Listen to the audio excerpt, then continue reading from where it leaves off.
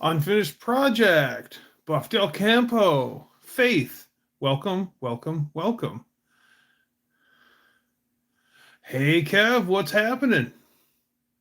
Good to see everyone. Good Monday evening. Mean Street Mopar and Ma.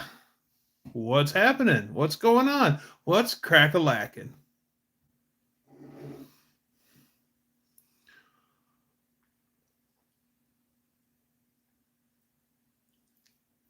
Ah. Finally got notified. Well, that's right. Nice.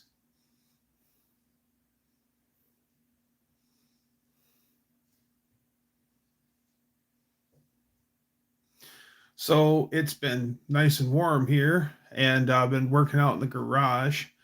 And it gets so cold, I've been uh, just walking inside the door and setting tools down. Well, I actually been taking the time and putting the tools away where they belong.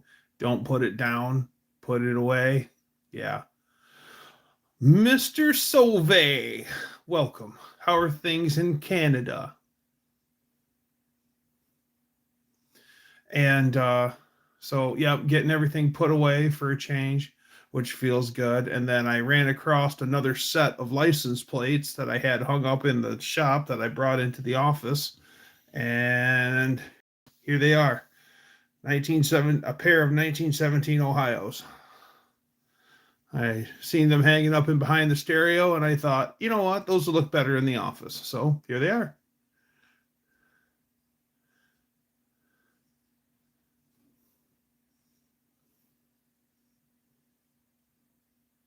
Oh, I'm doing just great. Out rolling with the puppy. Can't type and write easily. Come on, Kev. Let's start multitasking. Let's go. You're doing just fine, Kev. Well, it helps, Mark, that you have the pronunciation in your channel handle. So, uh, but yeah, I try. Braden, what's happening?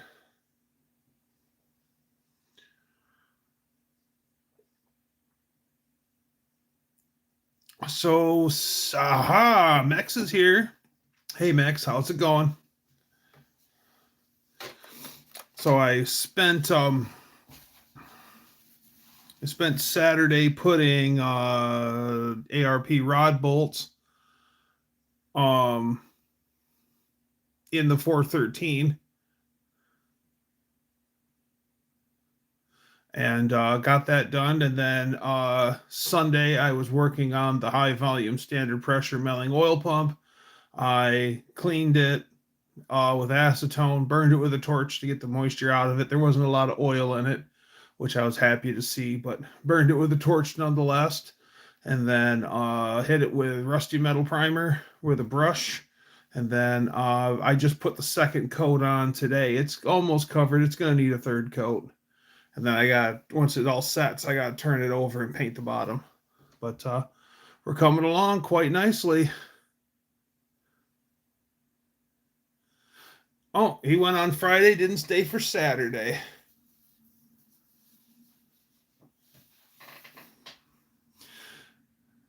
You ate bean soup and achieved the unlimited farts beyond my imagination.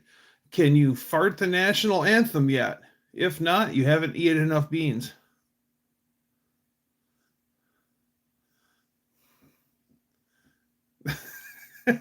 Hey, Dutch, how's it going?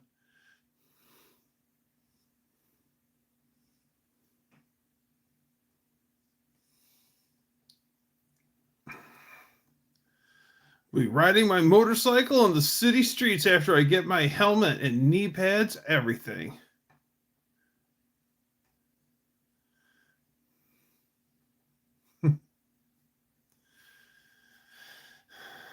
Yeah, Lady Dougster, if I or Lady Dougster makes a chili, yeah.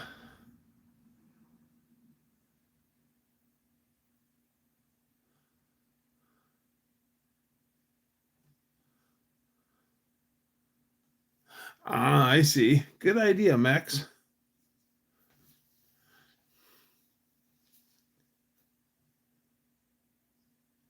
I'm stuck in a fancy hotel where everything is white. I'm scared to even take a shower. Yeah, I get that.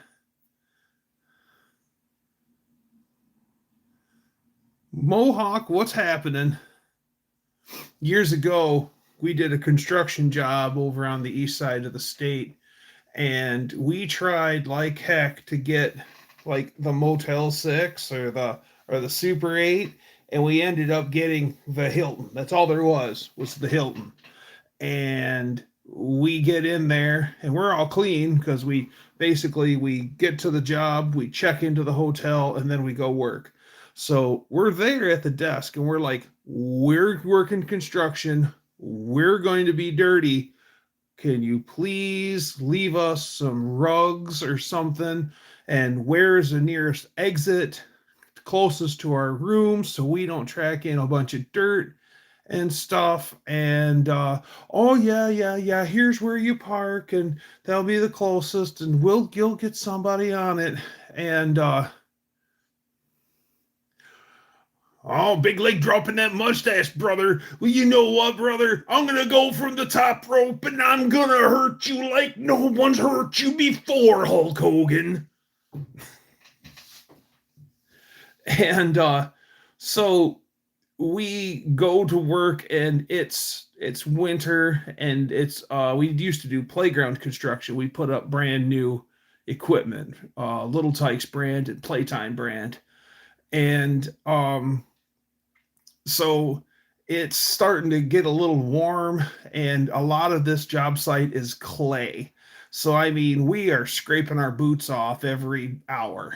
Otherwise, we're going to have 40 40-pound boots. And so we're just an absolute muddy mess. And as promised, we went and we parked by that door, and we walked in, and there nobody had done nothing. And we're talking white walls and cream carpet, and we just walked to our rooms, and we took our we asked for a rug outside our door for our muddy boots and stuff. We were trying to be considerate, and no one did nothing. So okay, here we go. And we tracked a whole bunch of mud and stuff. And then that morning we left our boots at the door like we said we would, so we weren't making a mess in the room.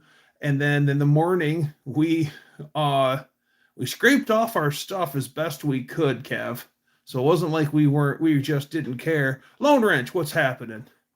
So we get up that next morning, we get ready to go, and everything's the way we left it. Okay. And then we put our boots on, and actually we walked outside and we put our boots on outside, and then got in our trucks and went to the job site and worked for the day.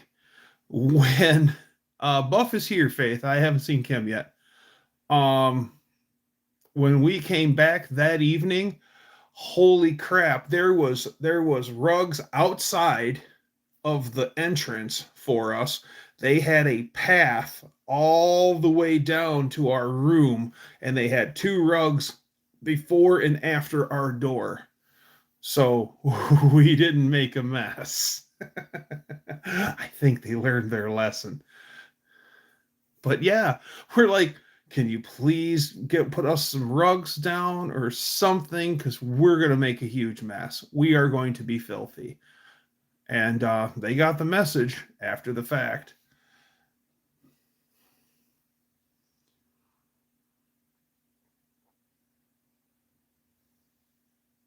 That was over in Pontiac, Michigan. Was it Pontiac? No, that was in Detroit. We were in Detroit. Why didn't you take your boots off before entering the hotel? Because we just didn't. We did well, it was winter too. Construction workers track mud in restaurants too. Oh yeah. left a ring in the tub. Another company I worked for, we did, we called it road warrior work, where we went out on the road to service dock plates and dock doors and stuff like that. And we work 12 hours a day, and these guys are all just yeah, road dog. And I'm like, we're gonna be away from home. They're like, yeah. So these guys were all hard partying dudes, and we had uh joining hotel rooms. The middle hotel room got designated for the beer cooler, and we filled the bathtub full of ice and had the bathtub full of beer. And we were working 12 hours a day. Those guys still had plenty of time to get all drunked up to do it all over again the next day. And man, those guys were warriors. And so the other thing is they pay our bill no matter what it was, but only food. They wouldn't pay for beer and stuff like that. So all they would do is they would ask for a handwritten bill from the restaurant and just put everything under food, no matter what the bill was, food. And they would drinks, the whole shebang. And every time we never got refused. We ate like kings. Every business says no shirts, no shoes, except the ladies. I got W2 heads and headers, a Lakewood scatter shield, and single new old stock RT cylinder head. Nice. That Lakewood scatter shield, those things are expensive, brand new. Holy wah. What'd you end up giving for that scatter shield, Ken, if I can be as bold to ask? Give me a second, be right back.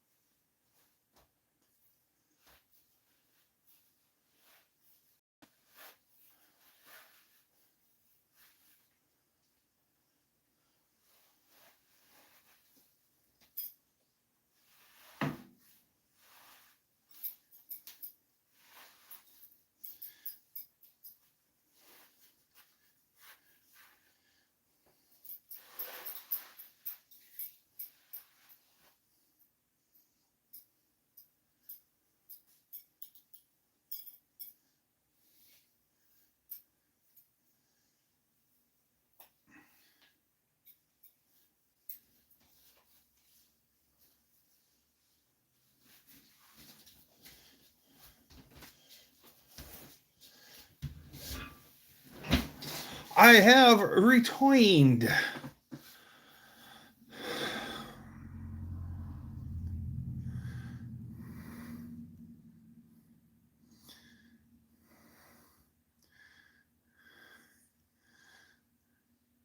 $300. That's good price on that Lakewood shield, actually, because they're probably double that new, aren't they? Old Mac, what's happening? Hi, Kay. Nice to see you. Welcome.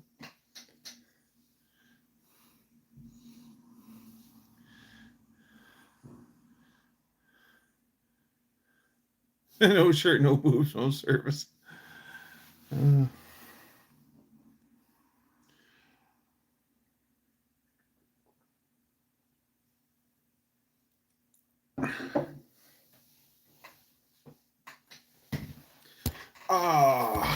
Whoa.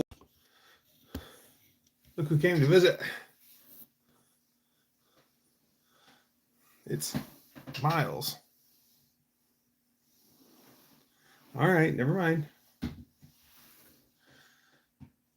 Ah, Patrick, what's happening?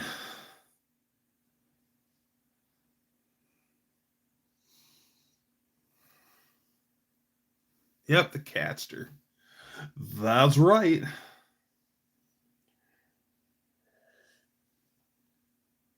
Beth Lee and Dan IT guys sent me a nice care package. They started a thing on their channel where Lynn, what's happening? Where they get whoever's top commenter of the night, they'll send a little gift, and they sent me a little Castrol like car wash kit, like microfiber towels and a dust mop, or like a car wash mitt, and they sent me and Lady Dougster our favorite candy bars, Paydays, and a really nice written card. So that was very nice of them. So very nice. That was a nice surprise for today. And then I'm loving all this sunny weather. There was a boatload of motorcycles out today. Excuse me. There was about an hour south of me, there was a tornado that happened over the weekend, and it really messed up the Three Rivers area, which is really close to the Michigan-Indiana border in southwestern Michigan. So, yeah. Me likes Payday. Yeah, I like Paydays too. They're good. Now, they do chocolate-covered Paydays again. Back in the day, you used to find honey-roasted Paydays, but they don't make those anymore. Yeah, 68 and sunny. It was every bit of 70 here today. Not a cloud in the sky. It was fantastic.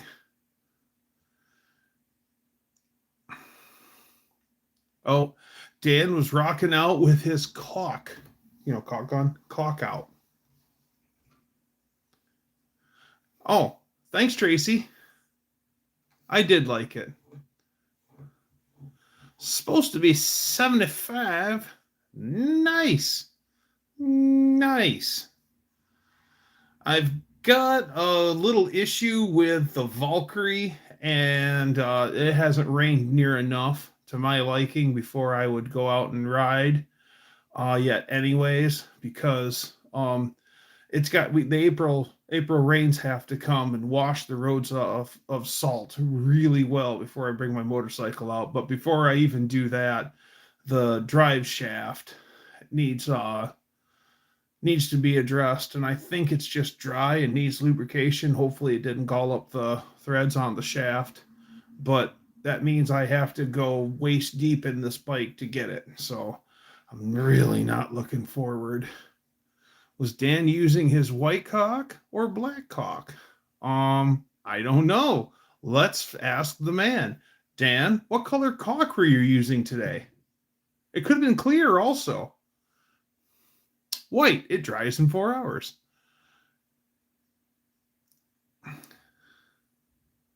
We all got new roofs that year. I remember Palm Sunday tornado years ago in the Toledo area. I want to go to Toledo to go to Tony Paco's. I want to eat hot dogs at Tony Paco's. Why? Merely because Jamie Farr from MASH talked about it nonstop. And I heard that's really good stuff. It's been 70s and 80s here. Woke up with a tornado warning Saturday morning. A little scary, but it was a baby nader. Not a Ralph nader. A baby nader. Or rather, ready for water in 4 hours. Gotcha.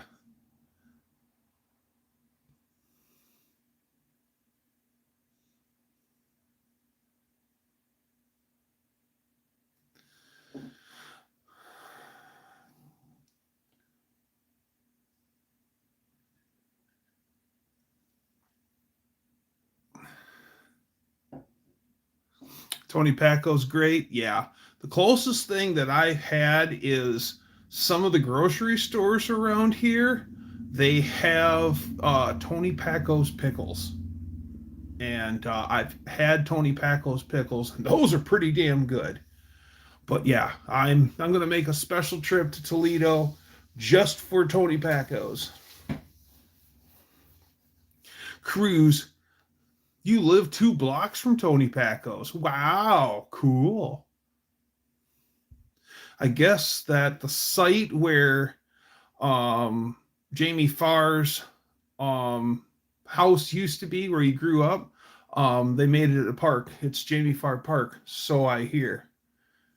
And I guess for Toledo Mud Hens, he has his own private seat, and it says Maxwell Q. Klinger on it. It doesn't even say Jamie Farr, which I think is pretty cool.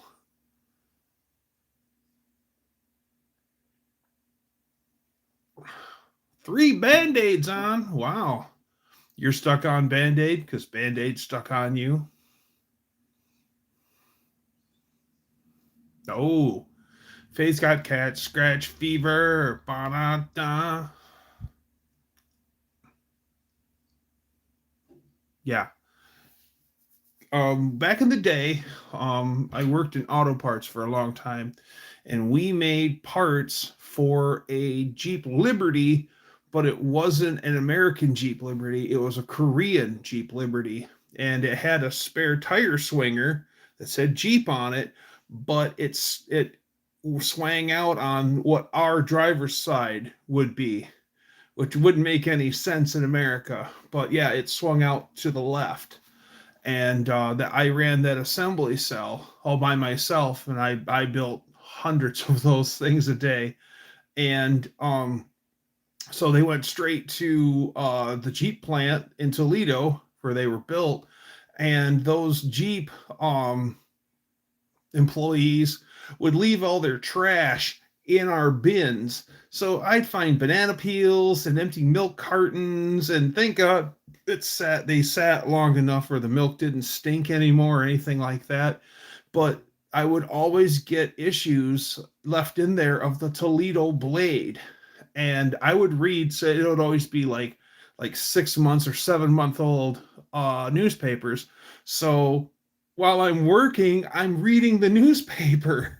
And my friend's like, why do you read the newspapers? I go, what, USA Yesterday? It's just something interesting.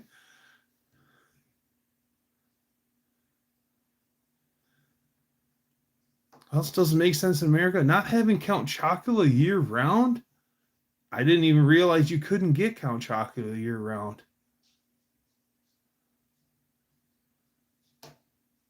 Yeah.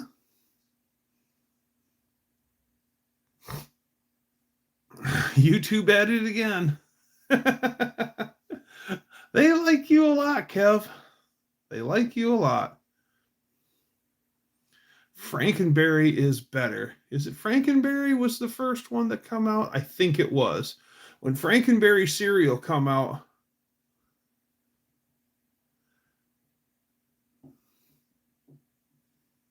the Toledo Blade Peach section was my favorite. They had the Bikini Clan chicks on the front page. Nice.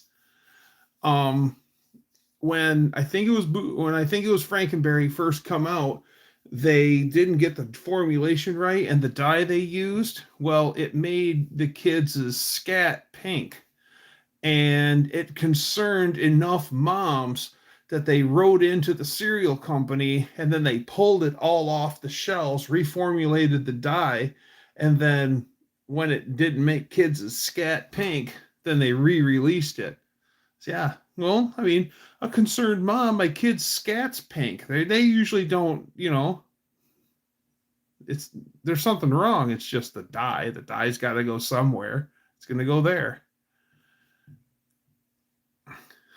It's only at Halloween time, like candy corn. Candy corn, if you mix it with honey or with dry roasted peanuts at the right ratio, it tastes like Paydays. Well, yeah, it tastes like Paydays, but I'd still rather have a Payday instead of candy corn. Candy corn It's just got a weird texture to me. It's a texture thing. It's not the taste of candy corn. It's the texture. Powerade makes my scat green, especially at St. Patty's Day. Yeah. Yeah. At least they didn't grow bolts out of their necks and go.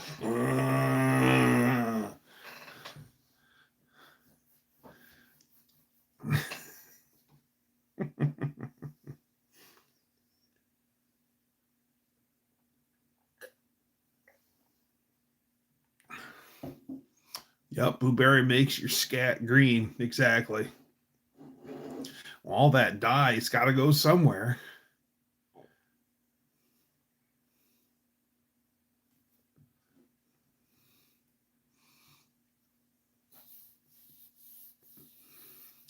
Now, like everything, like with the dye in it, like Gatorade and stuff like that, that never bothered me. Um, except I can't drink grape soda. Grape soda will just mess with me. Makes everything smooth, if you know what I mean. That's the only problem I have with grape soda. I like the taste of grape soda, but apparently my body tells me that you should be drinking grape soda. So I'm an orange soda guy.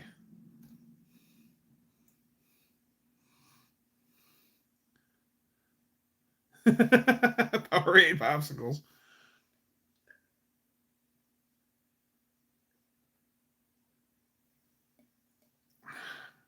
Yeah, green scat.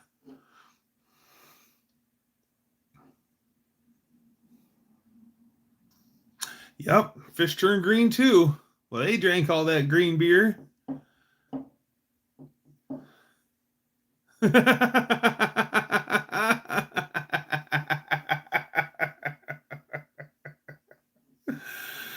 Vote Dutch, vote Dutch, vote Dutch. I had a Fanta grape in a couple weeks ago and a strawberry Fanta last Wednesday to celebrate the passing vision test at the DMV. Good job, Danster. The dead bodies in the river, too. Anyone else put their vegetable beef soup over a bed of Lay's potato chips in your bowl? I'm willing to give it a try.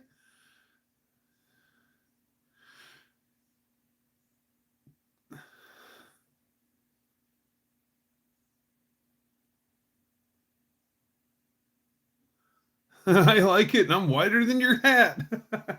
No, I like the taste of grape soda, but it just disagrees with me on the return trip.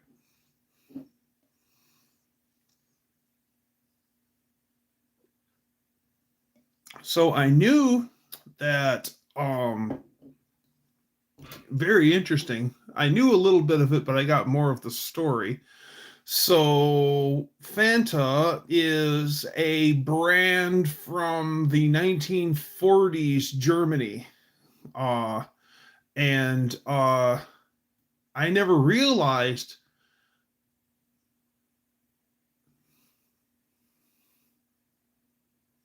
in front of Frito-Lay.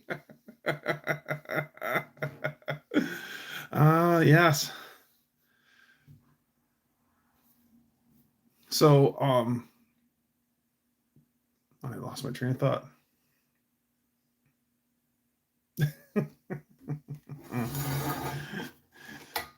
Old John Wilburn made me laugh. Oh, yes. Fanta. So I knew that Fanta had come around because during the trade embargoes during World War II, Germany could no longer get Coca-Cola syrup. So they had to come up with something because everyone wanted Coca-Cola. Well, so before World War II, Coca-Cola was backing the Germans of 1940s very heavily, and at political rallies, they were handing out Coca-Cola to everyone. So that's how, just like being a good patriot here in America, well, they were playing that same angle in Germany. So now World War II hits and the trade embargoes happen, and they all of a sudden they can't get Coca-Cola syrup, so they came up with Fanta. Now Fanta was all Coca-Cola, but so the Fanta brand orange was in Germany only, and that was what got them through World War II. And then after World War II, Fanta went away for 2 or 3 years, and then quietly Fanta comes back and is a brand even today, a very popular brand. But yes, Fanta was born of 1940s German political era. Okay, I'm going to mute everyone because I'm going to pour myself some water. That way you don't hear the glug, glug, glug, glug, glug, glug, glug. Whoops. I didn't hit the mute button. You just got to see the other side of the office.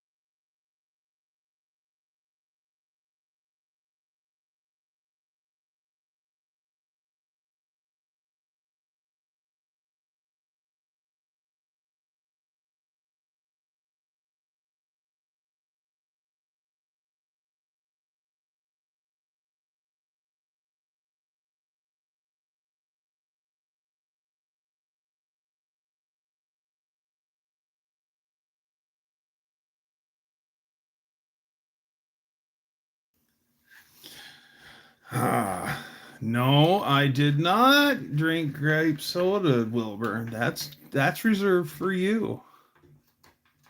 You love cats and dogs? Well, I do too. I have a pet cat, I have a pet rat, I have a pet dog. Used to have a pet fish years ago. Kind of miss my fish tank.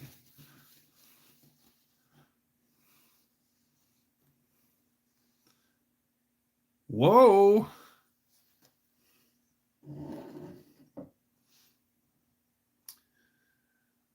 How's that go again? Dan IT guy, wick it, whack it, come along, take some hits from the bong.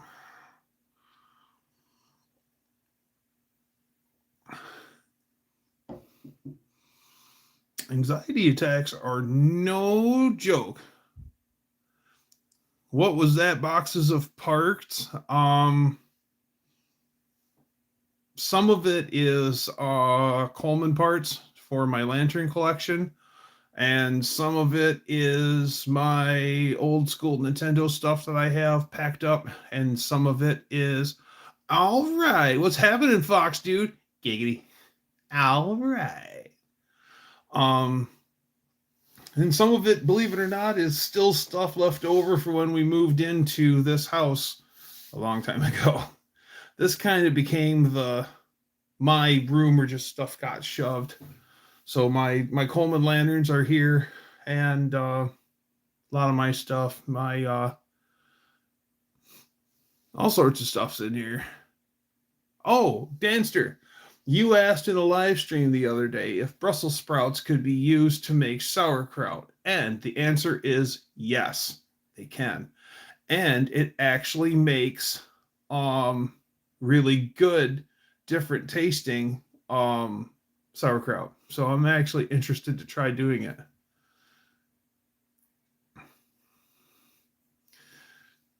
Alfalfa sprout, Brussels sprout. Yeah, Fox, what's happening? We got Fox can fix it and Fox dude.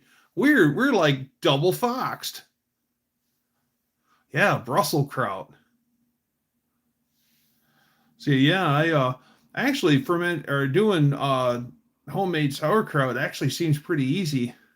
Just gotta leave it out for a few days.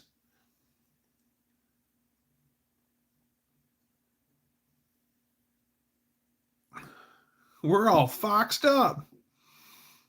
That's a complete foxing package. That's right. But the spuds are all right, like Robin Williams and Kyle. The kids are all right. Sour sour sprouts. Yep, sour sprouts. So yeah, I'm actually gonna I've had pickled Brussels sprouts and those are pretty good.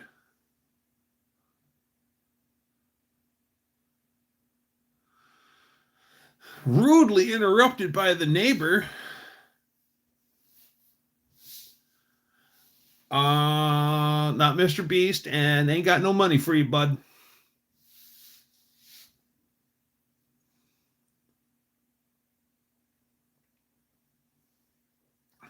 I like the kraut with the caraway seeds in it too, Fox. We have a grocery store that is founded by an old Polish family, and their family recipe for their kielbasa and Polish sausage is the family recipe, and it is hands down the best stuff. And yeah, I usually will pick up a few pounds of that, and then the canned kraut with caraway seeds in it for sure, and red skin potatoes. Let that slow cook for a while. Good stuff. Roxanne, you don't have to turn on the red light. Your days are over. You don't have to sell your body to the night. Roxanne, you don't have to wear that dress tonight. Ever use celery salt? Yeah, only when I make homemade Chicago dogs. Oh yeah. Oh yeah. Yeah. Yeah, leftover pot roast is always good.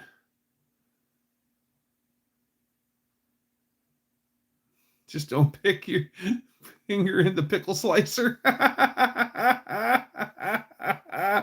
Kev's referencing an old joke.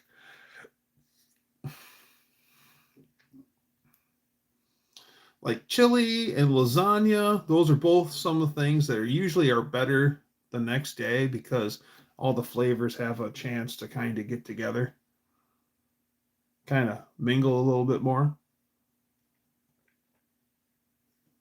Yep, sprouts and white vinegar. Yeah, that sounds good.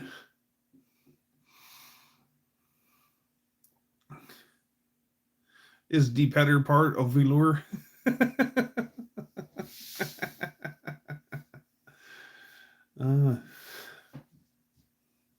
Fox, your Chevelle is really coming along. You're doing a good job, guy.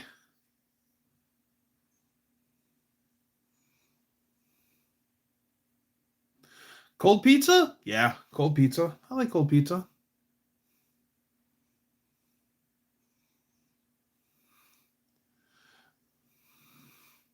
Roxy the Warden hates that song, Roxanne. Yeah, the dill sprouts were really good. Yeah. Um, I worked with a lady named Rhonda, and one day it came to me that help me, Rhonda. It looks good on camera, but that twilight blue is still too light. Well, it'll get there. And so one day I realized, help me, Rhonda. I'm like, help me, Rhonda. I actually needed help. I worked with her. I'm like, help me, Rhonda. And she goes, do not sing that song. I'm like, okay. Cold pizza, breakfast of champions. Used to be Budweiser. Back in the day, Pizza Hut, right on the box, it used to say, what's good for dinner is even better for breakfast.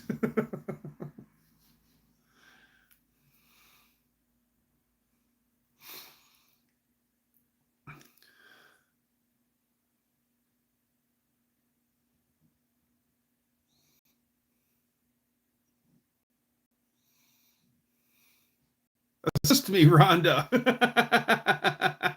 Assist me, Rhonda. I'm actually playing this song right now because I'm not feeling good. I have been weak all day. Got rest. At rest of the hospital, they really didn't do nothing. Budweiser does make one hell of a good breakfast until afternoon. Oh yeah, call Jenny. Oh yeah. Yeah, if you're of a certain age, everyone knows Jenny's phone number. Back in the day, we used to be guilty of Beerios. Yes, I don't think I could eat a bowl of Beerios anymore, but at one time we did.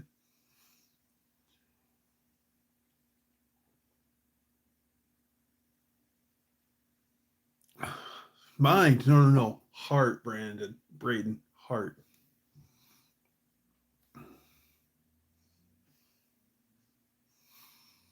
Rhonda was the name of Alf's girlfriend, his intergalactic girlfriend. Her name was Rhonda.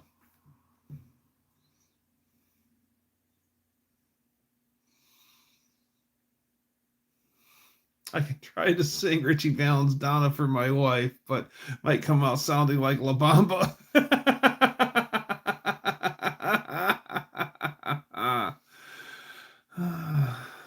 The eagle on the horse's back, yes.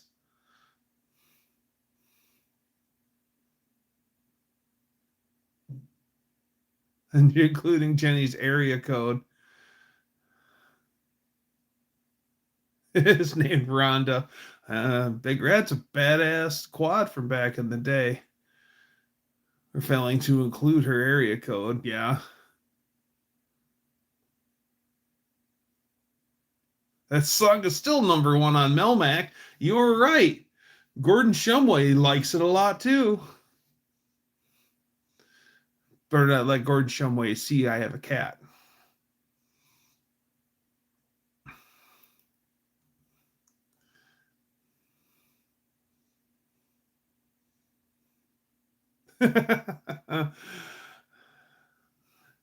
Never ate a whole tub of Cool Whip.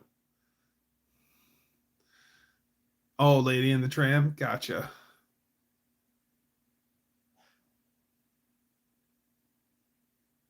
Enjoy the simpler things and appreciate what you have. It'll change your life. I could not say it better myself. I think it's Yesenia. Yes. I could not say things better myself. Yes.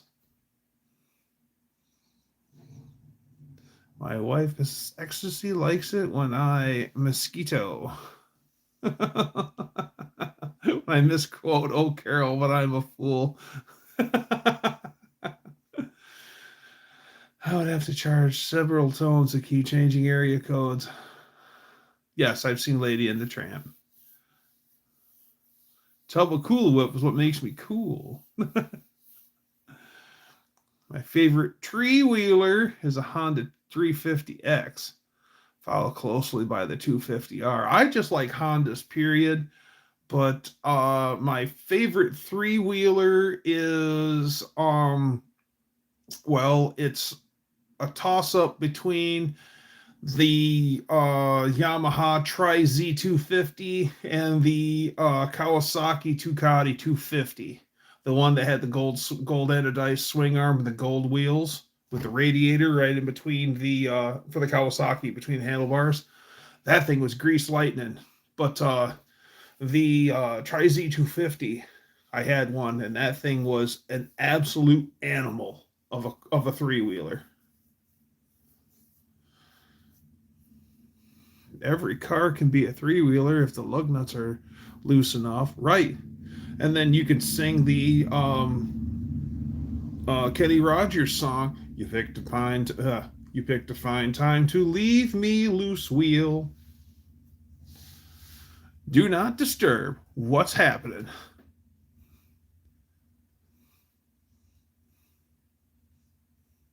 Both solid trikes. Yeah, they were. Yeah, they were.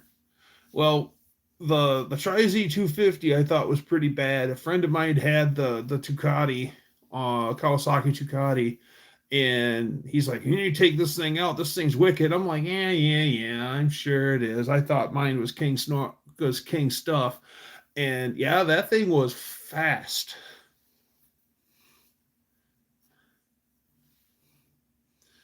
Well, don't be doing that, Kev. Daryl Waltrip ruined the loose wheel. 400 children in a crop in the field. Mark. Oh, first responder. Hey, Damien. Little known impersonator. Kenny Rogers B-side hit.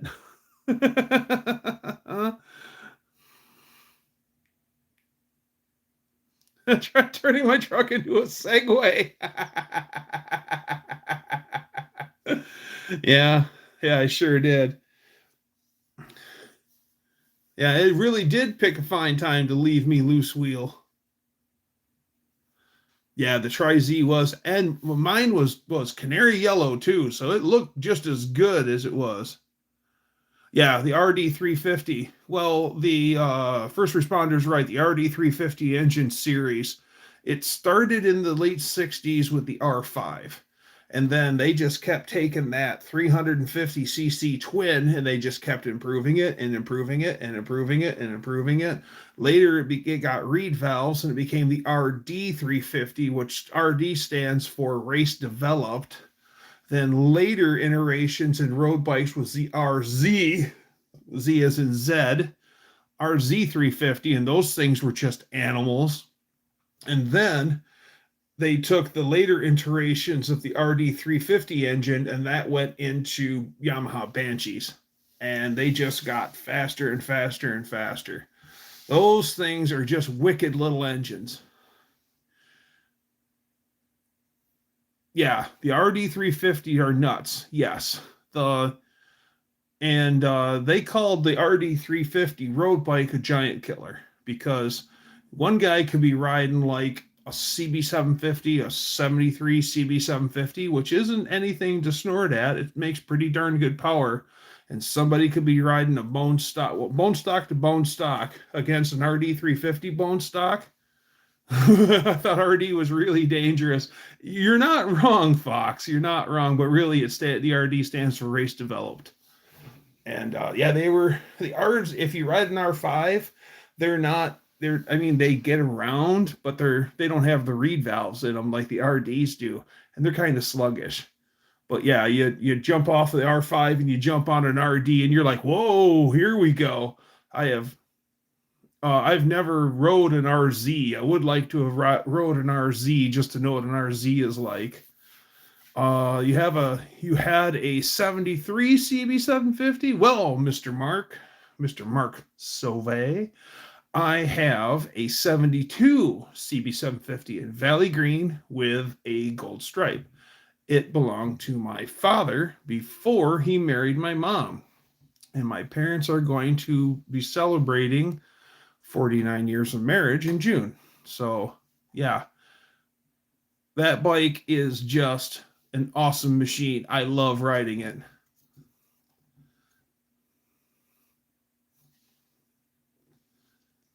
Yes, best thing to do with those RDs was to rejet running mixed fuel and get rid of the oil injection they had. Yeah, Yamalube, the Yamaha injection pump thing wasn't all that great.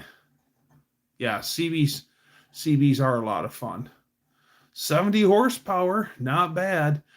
Now, Honda, in their absolute secrecy, launched the Kawasaki. Heard rumblings of Honda making a 750 4-cylinder, but they didn't know when, and they weren't exactly sure. They heard rumors, but Honda being all secret like they do, it came out. And then at the same time, Kawasaki had a 10-4 rubber duck. Hi, Crash. Welcome. Kawasaki had a 4-cylinder 752. Mine had a 76 engine, and the guy bought it used to drag race with a turbo. Didn't get it with the turbo. Yeah. There's a guy over by us that was turboing CB750s in the 70s. And so Kawasaki, instead of launching their 4-cylinder 750, they just decided to hold back. And then they let the CB750 get out there, and they started asking the customers, what do you like about your CB750? What don't you like about your CB750? And then Kawasaki's answer to that was the Z1 900. Yeah, Dutch, that turbo setup that you threw on your Valiant is going to be, or Valari is going to be bad to the bone. I believe I have an 81 CB850 sitting here in the driveway. The 81, that might be a CB900 Mohawk. It's got does it have a dual range transmission, high and low gear? Anybody had a supercharged 2.2 back in the 80s? Turbo. 2.2s were turbo. RD equals. I miss those bikes. I had 3 all orange. Yamaha. What was it I heard that the anagram for Yamaha is? You and me are hauling ass. Yamaha.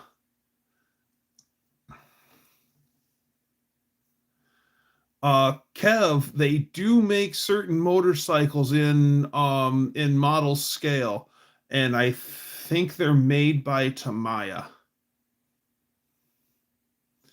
Chrysler do turbos. Wish they did a factory Gen 3 turbo. Yamahopper. Yep, Yamahopper.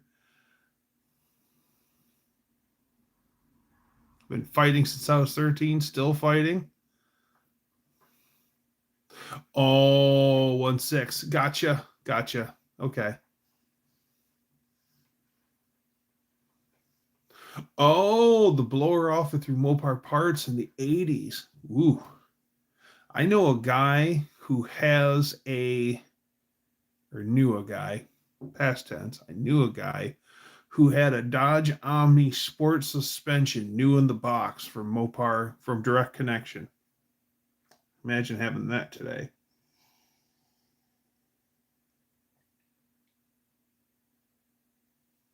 Too big for my showcase. Speaking of model stuff, Kev.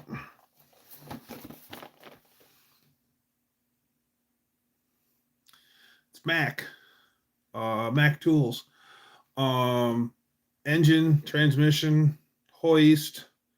I think that's a spray bottle. It's an air peg with a hose on it, a fuel can, a jack. There was a Mac toolbox in there, but I gave it to my mother-in-law's boyfriend. He's building a gas station. Yeah, a NASCAR gas can. He's building a little gas station, and it's actually turning out really good. And I expected him to use all of this, but he didn't have room for everything, so all he grabbed was the toolbox. What motorcycle should you get? Whatever you want. I would recommend a Honda, Faith. Buy a brand of motorcycle that you've heard of. Honda, Yamaha, Suzuki, Kawasaki. Buy a name that you recognize. KZ900, yes. The Z1s came first. KZ came later, like 75, 76. And then they became KZ1000s. You were thinking a crotch rocket? Crotch rocket is a lot of motorcycle. There's a lot of power in a crotch rocket. Even a 600cc crotch rocket is a lot of power. Don't run out and buy the motorcycle, a big fast motorcycle. Get a motorcycle if you're starting out. Get a motorcycle that isn't pretty, but it runs really good. And then get out and start riding and getting used to riding and stuff. And then later, work your way up to the bike that you really want. There's a lot of newbie riders that go out and buy the motorcycle of their dreams, and then they're scared crapless to ride it.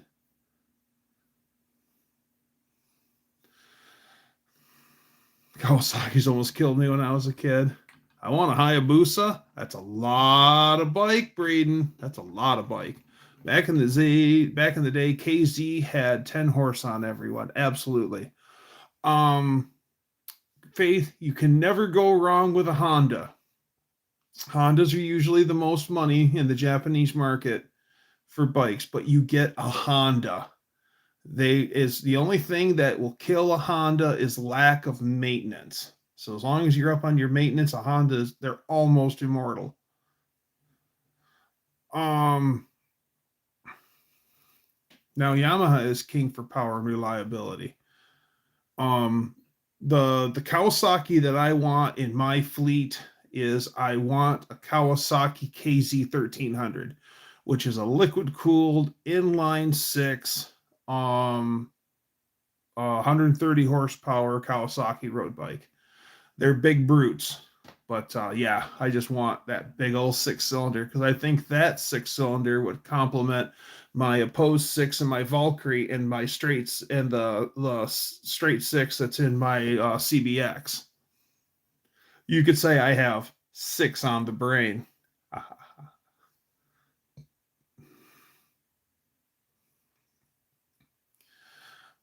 I had an Omni GLH Turbo, a Dodge Daytona Shelby, cool car, and with Turbo 2, and Dodge Daytona Pacifica Turbo 2.5. Cool. Word of advice. Please do not get a Sportster as a first bike. They're top heavy. Yes. You meet the nicest people on a Honda, for sure. I'm half crippled from my wife slapping me around. Told the story a while back. It's hard to talk about. Okay. I bet it is, Kev.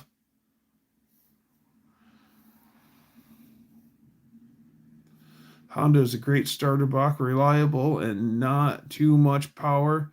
Within reason, of course. A Rocket don't count. They're just fast. Yes. Yeah, Rockets don't count. They're just fast. I agree. You don't want to start off with a crotch rocket.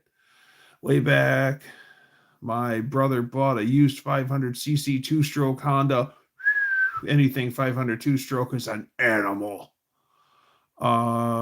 Two-stroke Honda sport bike. Don't remember the model. He had me drive it home. That bike had, it had some snot for sure. Anything two-stroke 500cc has got some serious power. Walked 6 miles to the DMV last week and got my knees and hips were sore for 2 days. I think it was an 86. Yeah, anything 500cc two-stroke. The last 500cc two-stroke I rode was a Kawasaki, like a 90 that was worked. And my God, that thing was an absolute brute. That was a handful of bike. Yeah, it's just your muscles waking up. What a two-stroke Suzuki Quadzilla. That's a lot of quad. I know where one is.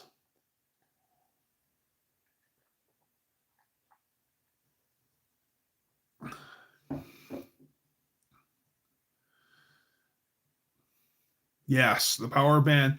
Well, not only is it a neck snapper, if you don't kick that thing right, it'll snap your ankle too. Or I've seen guys with seriously bad bruises on the inside of their arches from those things kicking back. Where you kick those bikes, you wear a motorcycle boot up to the calf. Yes, sir. You wear real boots on those bikes.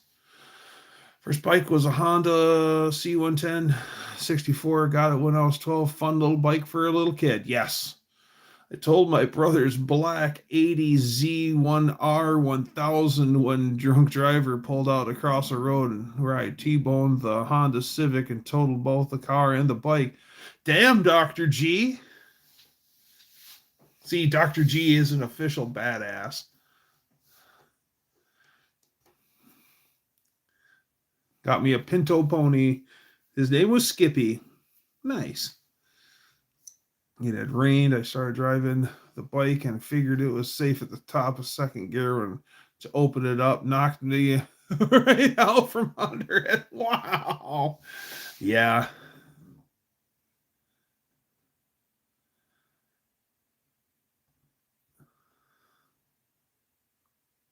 That's actually some really good advice, Damien. Hey, Damien, did you ever get any relief from your plantar fasciitis? Did any of those stretches work for you? I hope it did.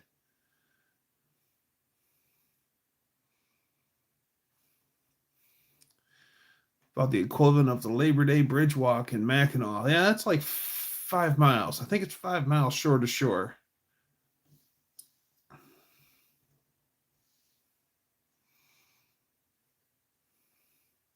Got my first bike scars from my mate Suzuki motorbike. First bike I put down was a Suzuki. It was a Suzuki GS 550.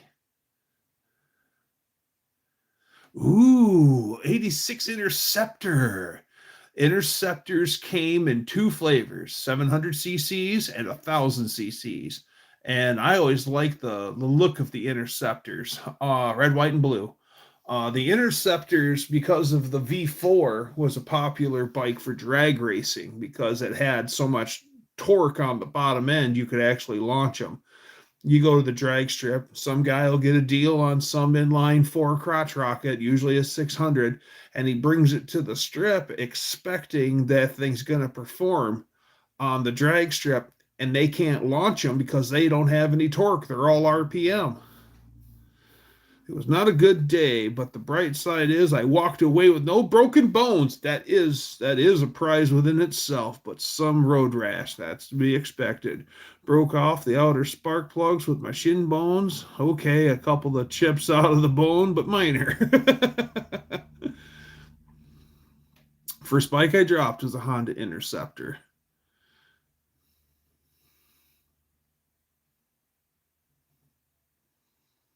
Okay, it wasn't an Interceptor. Okay.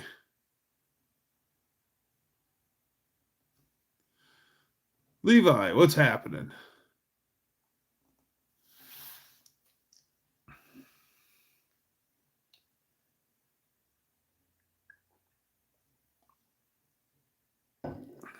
My first street bike was a 72 Honda CL350. It was red and it had scrambler pipes that ran underneath my right leg. How am I? I'm finer than frog hair, Levi.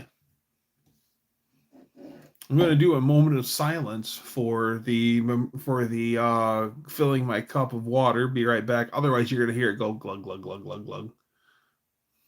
No relief yet. I think the stretching helps, but sleeping in a relaxed position and it's square one. That's because your muscles tighten up. It's hell in the morning till you get loosened up. I need to find a way so my plantar is stretched while sleeping so it heals in a stretched position.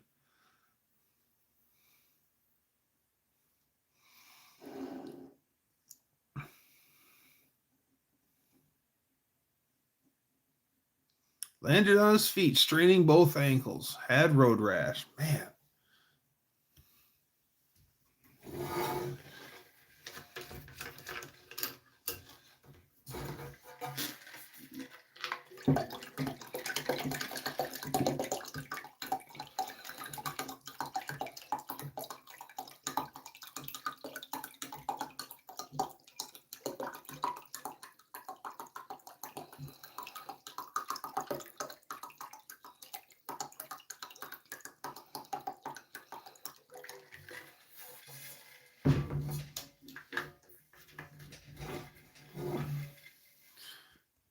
All right, we're back.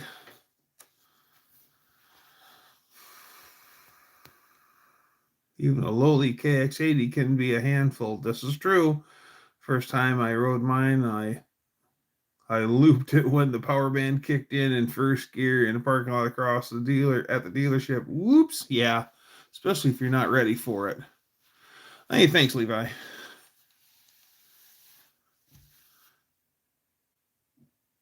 80 Suzuki GSL 550.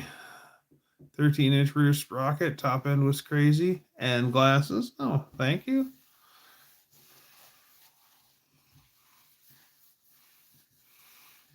I see.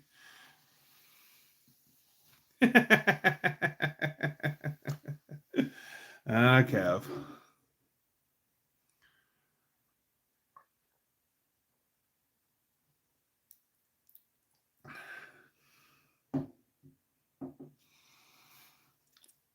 Just on Facebook reel about a guy who had road rash on his butt cheeks. Felt sorry for him when it scabs over. Yeah. What's my favorite dirt bike? I'm a really big fan of the Honda XL series of motorcycles, but I like vintage motorcycles, so steel tanks only. What I really want is like a 79 or a 78 four-stroke XL 500. That's what I want. Metal tank. Um, what else would I want? Um, it is a cool bike. It is a cool bike. There's power line trails over here, so I'd have a nice place to go play. A lot of sand.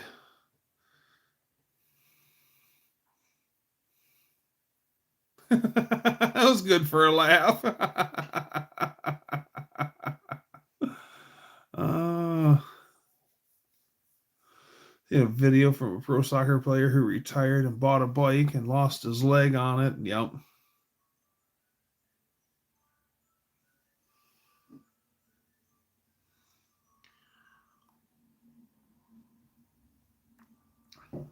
If I couldn't have an XL 500, I want an XL 250. My friend, he deals in a lot of motorcycles, and he picked up an XL 250 that we couldn't get started. It was literally had sat for a really long time, and we gave it a bath. It was just covered in dust. We gave it a bath, and then we kicked it and kicked it and kicked it and kicked it and kicked it. It wouldn't start. Story of my CB750. It was a dog off the line. It only seemed like it started to pull out near the red line. So I pushed it until it stopped pulling and buried the tack. Wow. But crashed and have not rode since. Okay.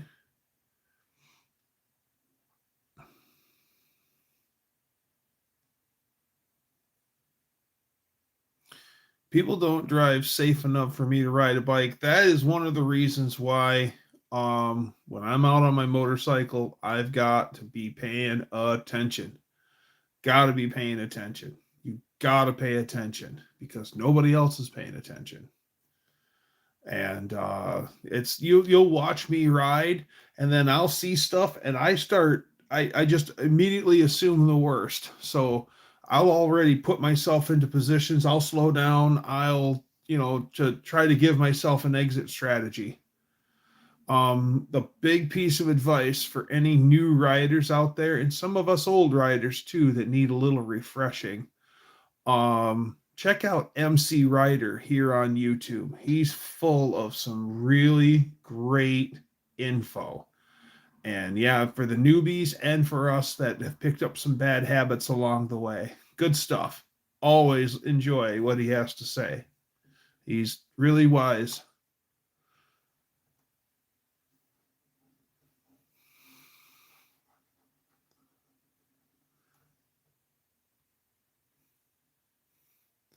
High holes in the back of helmets. Yes, it is kind of funny. I have a Moon Eyes sticker on the back of my helmet just for that reason. I sold my dream bike about 6 months ago. Another bike that I would like to. Oh, I was telling you guys about the XL250. Sorry, I got sidetracked. That's ADD for you. We kicked it and kicked it and kicked it. We couldn't get her started, and I think that the rings just weren't expanding. They were stuck. So I ended up taking my friend Freckles' heat gun, and I pulled the kicker down just a little bit, turned it on full tilt, plugged it in, and pointed it towards the cylinder, and just left it there for like an hour. And later I come over, and that engine was just good and toasty warm to the touch. 2 kicks and she was running. And I proceeded to ride her for probably an hour on his property, and she just got better and better and better and better and better. I didn't dare shut it off. We just topped off the fuel and kept riding it. And yeah, that bike just got better and better and better. Changed the oil, shut her down, changed the oil in it. 2 kicks, she started again, rode it some more. That bike was great. Yeah, big fan of the Honda XL series.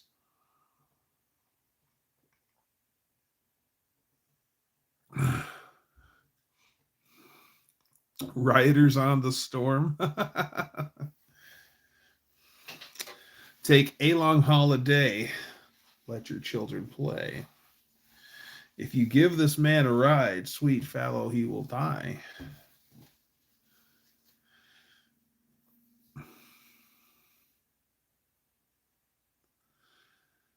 My dad has a dirt bike, but he can't ride it anymore because it broke. Well, fix it. Human hands put it together. Human hands can take it apart and fix it. Just a few bucks and a little bit of time. Who's the mechanic on the Wolverine Garage motorcycles? Me.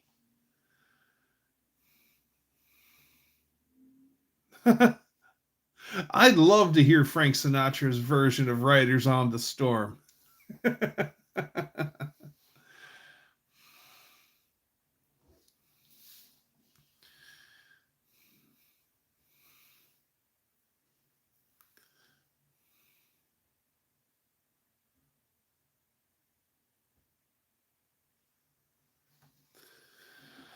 Do, do, do, do, do, do.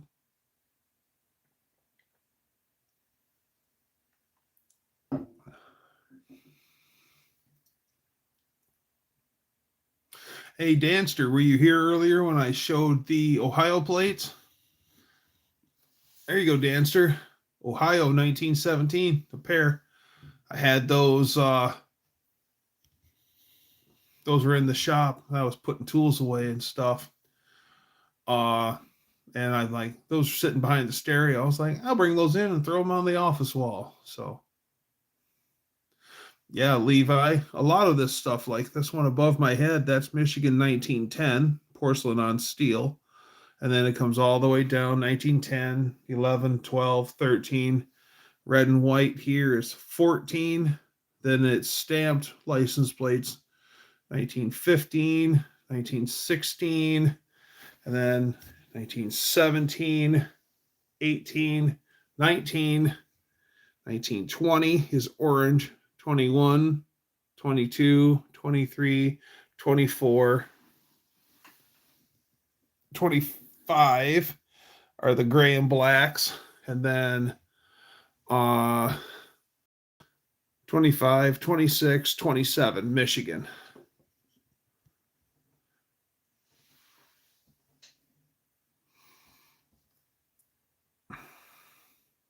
Yeah, thanks to AI.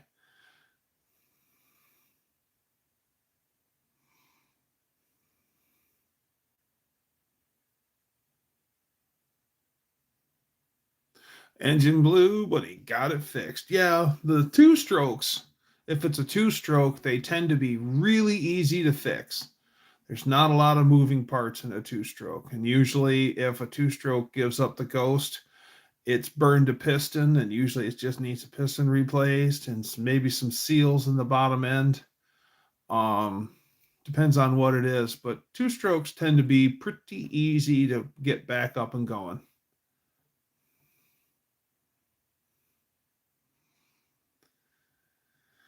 Hey, I cannot ever ruin the OG. Yeah, but they can. That's so sad as they can.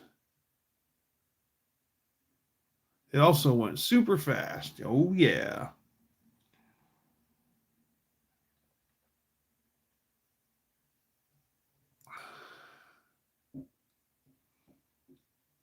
RZ500. Oh. Either an 84 and 86 RZ500. That was a lot of bike. No wonder that thing was so stupid fast. It's in the RZ series. Makes you look for the IG and what's different.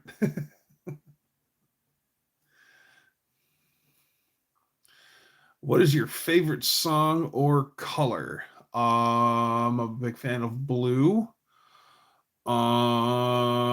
Favorite song. Favorite song is just like favorite car. It's always changing. Whatever I'm kicking around in my head today, it'll be something different tomorrow. So I like a lot of different stuff. So can't actually whittle it down to one song. Of The Shining, Arnold's axing through the door and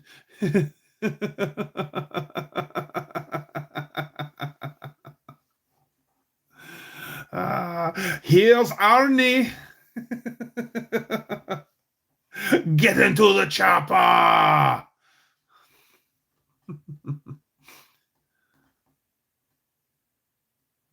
Just don't funk with my lettuce. All right. He fixed the bike up. His buddy who he bought it from wanted it back, so he sold it back to him, and he never got paid. That happens a lot. Just like you get somebody to do some work for you and you pay him up front, guaranteed he isn't coming back to finish the job.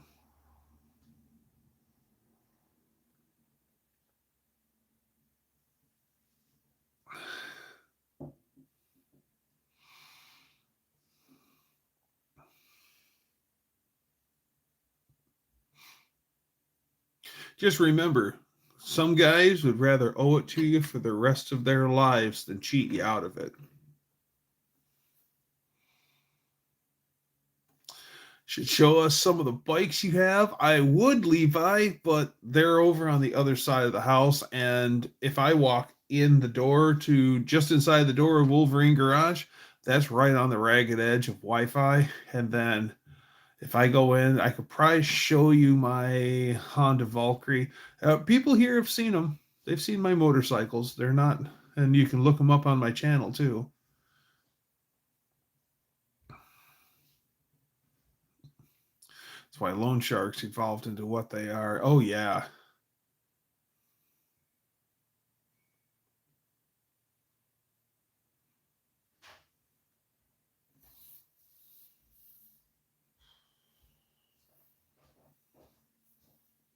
Yeah, that's the funny of the statement. Basically, old Mac is owe it to you for the rest of their lives and cheat you out of it. Thank you, Levi. I like them too. They help me see. I'm kind of blind without them.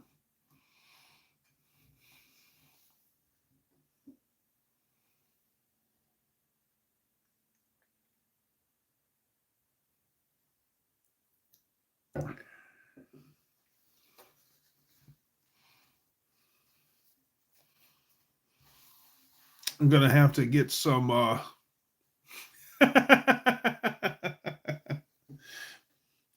it's basically just rephrasing the same thing so it sounds better. Just being silly. Thought I had to get glasses today, but the eyes were good. All right. You should see his eyes when he has too many spuds. Oh, yeah. Yeah. Spuds, another nickname for a potato, Levi. You ever heard potatoes called spuds? Potatoes. Cutting out early. Bye, Colleen. Thank you for all your contributions. As always.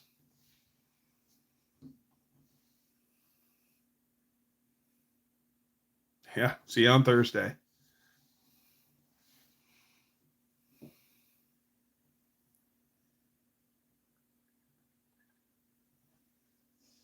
Why is a spud bar called a spud bar? I have no idea why that's called a spud, Dan. No idea. Highly recommend visiting the J&P Cycles Motorcycle Museum in Amarosa. I want to check that one out. I heard that's good.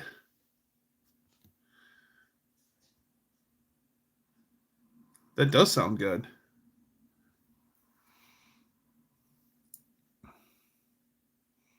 Used to love to make potato launchers. I no longer make the potato launchers anymore. Those things are dangerous as frig. I seen a guy dang near blow his hand off with one. And yeah. And that was after we reinforced it. What is my name? It's Doug.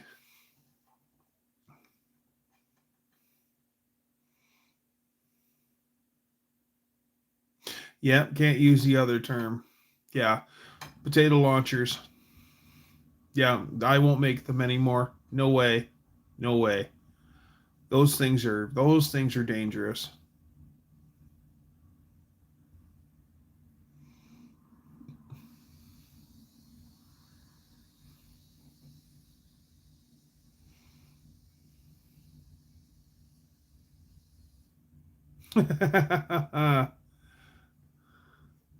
Dougie is the name. That's right.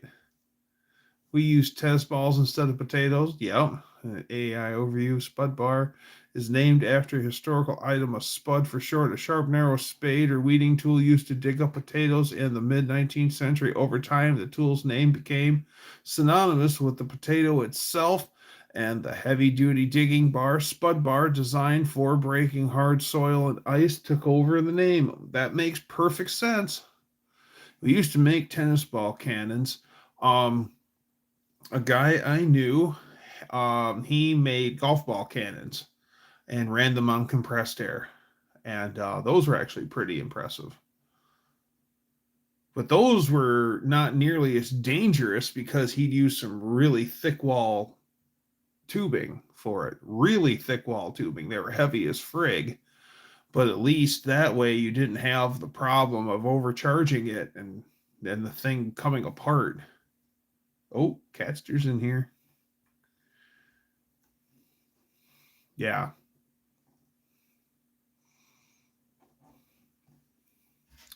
Nope. Nope. I'm not very musically inclined. When I was a kid, I played the trombone for a little bit, but that was like in sixth grade. And other than that, I'm not musically inclined at all.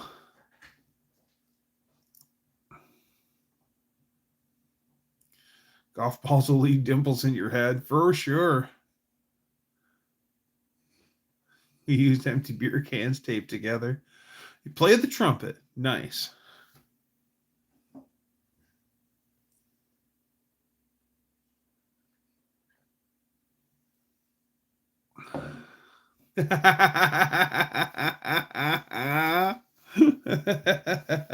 Nice, Danster.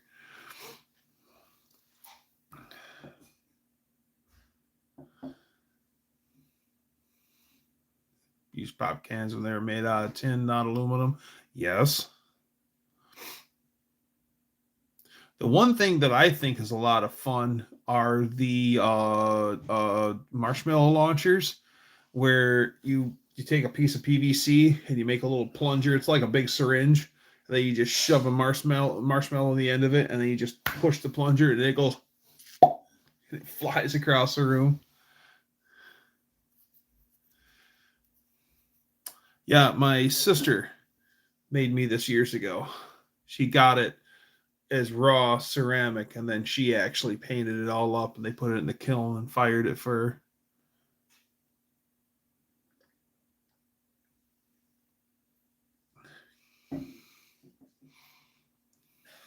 Hitting a ball with a baseball bat works great, especially the aluminum bat. Those things will soar with an aluminum bat. Your blood pressure's 215. That's not good, Faith.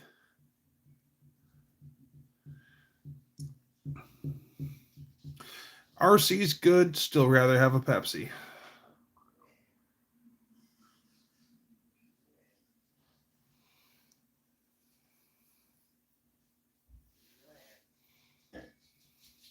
It looks upside down. It's not upside down. It's just backwards in the camera. Everything's backwards.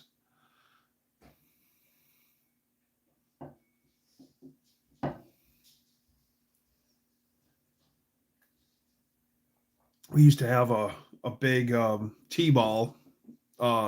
Baseball was big in the little town that I grew up in, and there was probably 15 teams of all the every business had their own t-ball team, and I played for the VFW hall, and then but you had the VFW, you had a couple insurance agents, you had the dealerships, you had the shoe store, you had the insurance agents, you had it was really cool. And it's one of those things when people who grew up in my area, every one of the questions that always gets around is why'd you quit, Levi?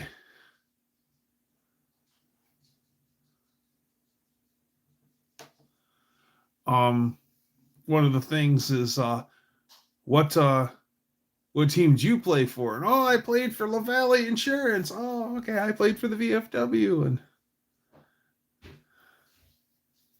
that's one of those goofy little things.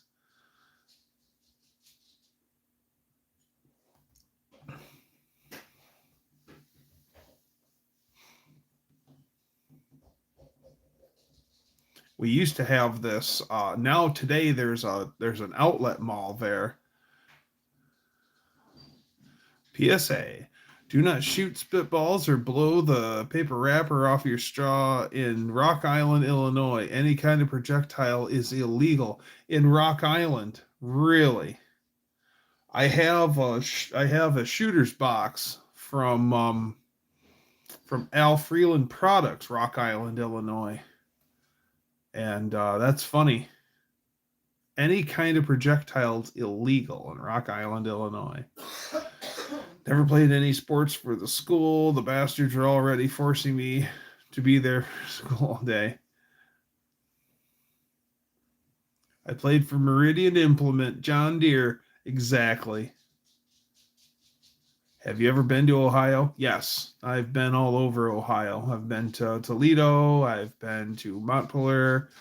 I've been to Sandusky. I've been to Port Clinton. I've been all over Ohio. Wasn't as interested. Wasn't academically eligible. Why does a pitcher raise one leg and he throws a ball? If he raised them both, he'd fall down. Why do they keep the largest diamond in New York City, Yankee Stadium? Ah, I'm in Ohio right now. Have you went to Cedar Point? That's where I was in Sandusky. Yeah. We went out on Lake Huron, and we went to Port Clinton, and we went for walleye one year, charter fish, yeah, in Port Clinton, and we were right there fishing right by where that nuclear power plant is, and that was a good time. We caught a boatload of walleye. Oh, walleye is so tasty. Played basketball in grade school and softball after college. I love softball. Softball is a lot of fun. Travis Cleese bought into Cedar Point. That's interesting.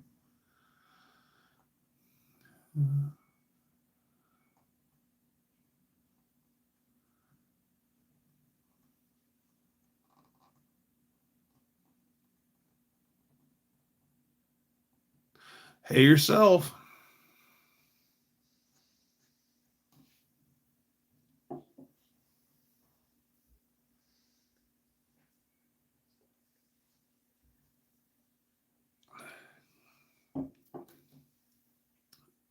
Going to moment of silence for water pour.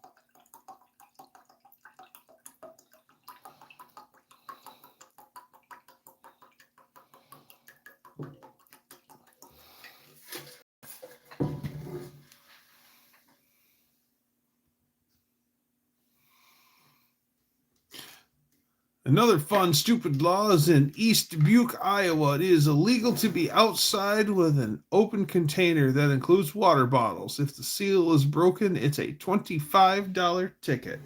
That is stupid. The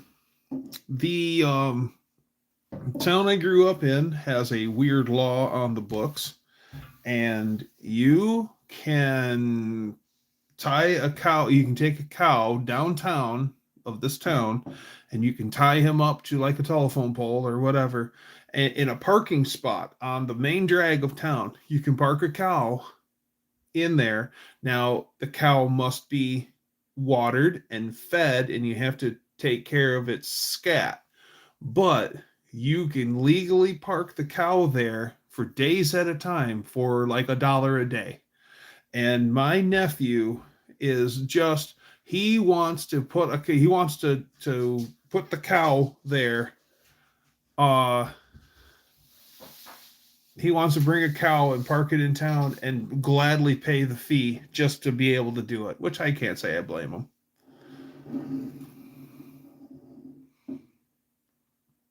No, Levi, once a week, Mondays.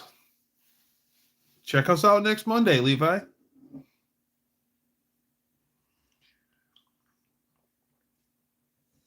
Take care, Levi.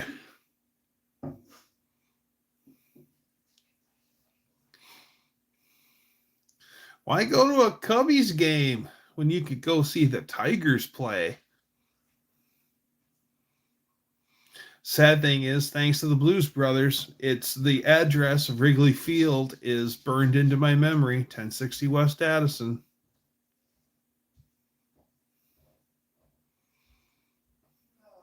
See you next Monday, Levi.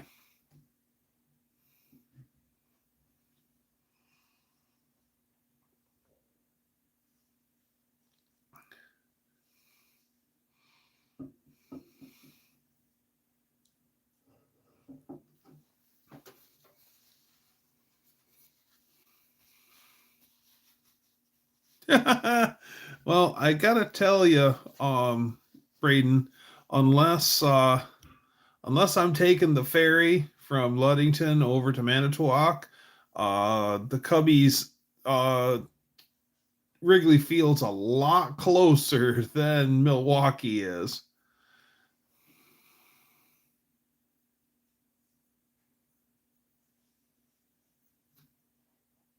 I'm not muting the sound on the water.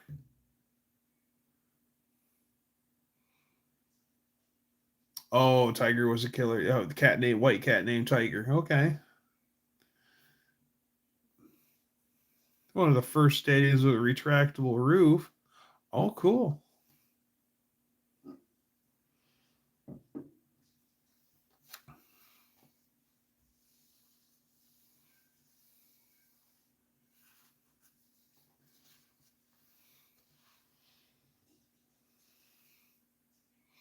I just love my Tigers. I just like baseball, but I love my Tigers.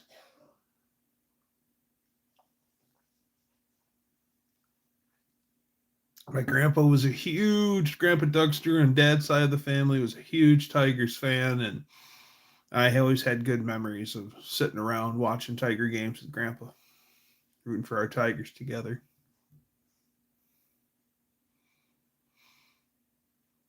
Grandpa was a handy guy, and I know that I got a lot of my mechanical ability from him. So thanks, Grandpa Dougster. Brewers are better than any team in the Midwest. Doug will hate me, but you know what? His team is a American League, not a National League team. You should have a photo of your favorite dirt bike. I'll try to get one of that for you, Levi.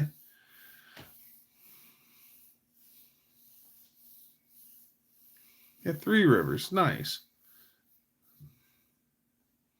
Speaking of retractable roofs, I put the top down on my VW EOS Saturday. Okay.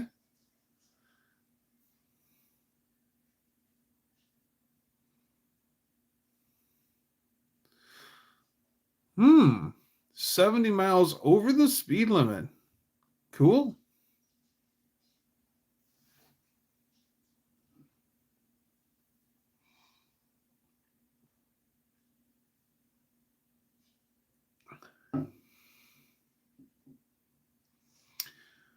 Who do we want to win March Madness? I'm not big on basketball anymore, Braden. I don't care. But if I had to choose any team to win March Madness, it would be the Michigan Wolverines.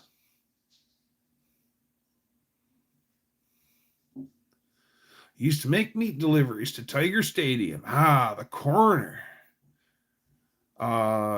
Michigan and Trumbull. Corktown.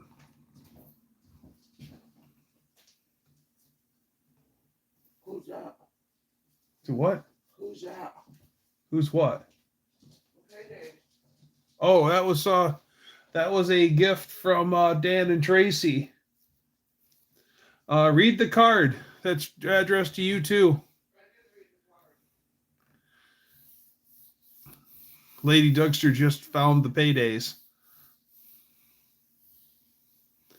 Seeing the 2005 Mustang GT Fastback online back in 0506. They made it into a real retractable. Oh, cool. Excuse me. You're in luck because I think Michigan Wolverines are number 1 and the number 3 Michigan State's like number 8. Love watching the movie called Zombie. Number 3 Michigan and number 8 seed Michigan State. You're in luck, Doug. Your state is doing good in college basketball for Big Ten.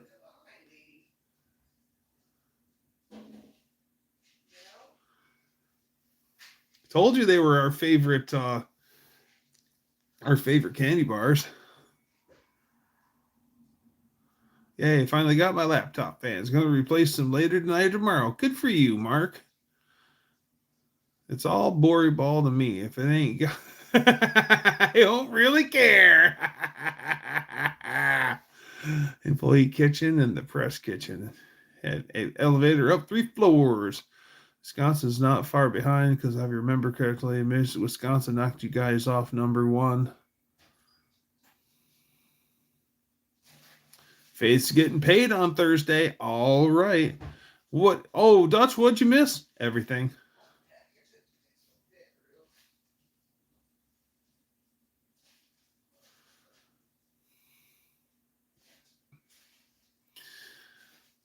I've never successfully worked on a laptop, pulled a few out of the trash, but I have built my own PC last March. Yeah, Danster's real proud of that, and I don't blame him. Nothing feels better than a job well done. Right, ladies and gentlemen?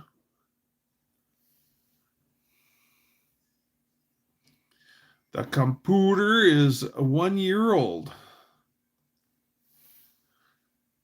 Sounds like it doesn't have the new computer smell anymore.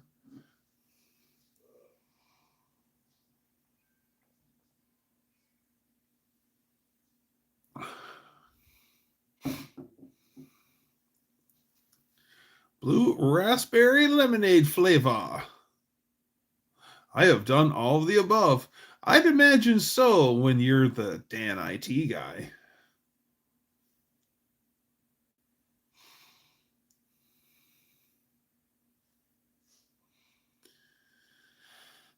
Built my own PC years ago in the gaming clan I was in. Had the 3 fastest in the clan. Nice.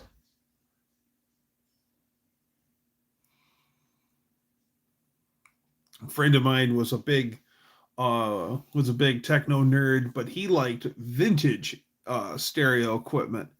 And he still had a landline phone, and he had like a 300 baud acoustical coupling.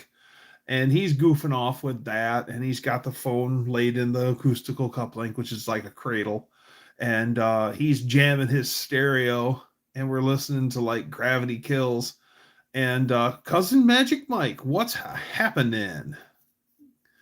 And he's jamming tunes, and then all of a sudden he's not getting any information going. And what it was is his stereo was so loud it was interrupting the acoustical coupling. Still have a linear tracking turntable. Very cool. I have 2 turntables. One's across the way. One is a Technics that my uncle gave me, and I have a really nice Pioneer. Like Nintendo NES, I have quite the NES collection. I haven't played that stuff in so long. Now that I have my own now that I have my garage, I spend a lot of my time in my shop.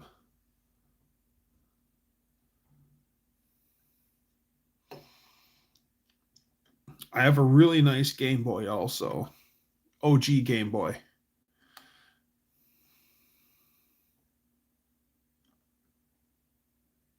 You still have your Atari? Cool. If it's the old wood grain OG Atari, turn it over and look at the tag on the bottom of it.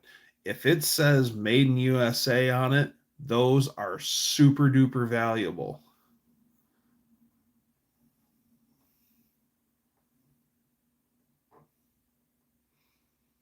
Mohawk, you need a tech fella. I'll tell you what, Mohawk. Email old Dan IT guy. He could probably walk you through with what you need. Yeah, here I am volunteering old Dan.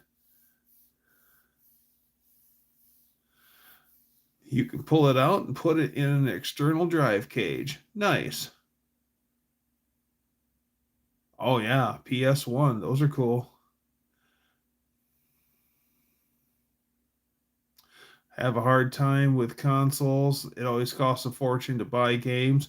Yeah, and they're not getting any cheaper. And then every so often that console goes out of vogue, and then you got to get the new console, and they're even more money. I have the 7800 Pro system with the brushed aluminum and stuff that still has plastic on it. Oh, how cool, Cousin Mike.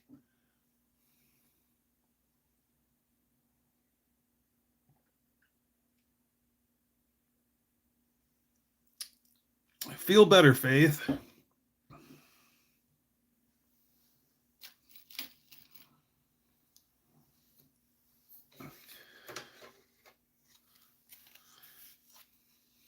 The skiing game.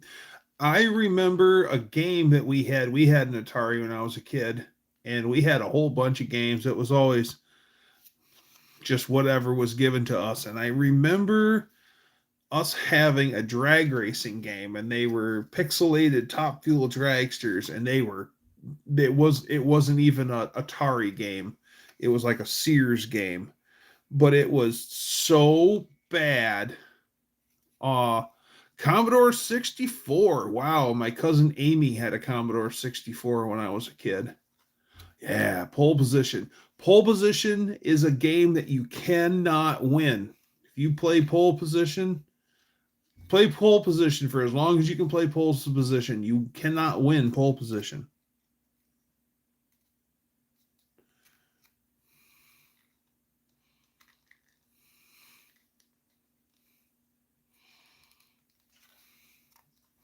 It's the International Dougster Live. That's right.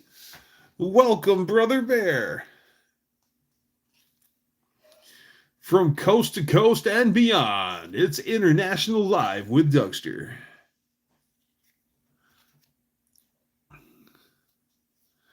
Don't game much anymore, but my laptop is a anemic gaming laptop. It came with 16 gigs of RAM, finally upgraded to 32 gigs. Apparently, it's the max you can have on this rig.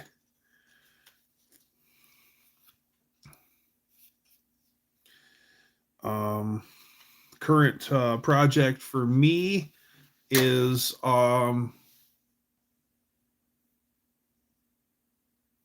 started giving my toys to my grandson. Cool, Landon. Very cool. Some of the latest projects for me is I'm still working on painting the exterior of my oil pump for the big block Chrysler.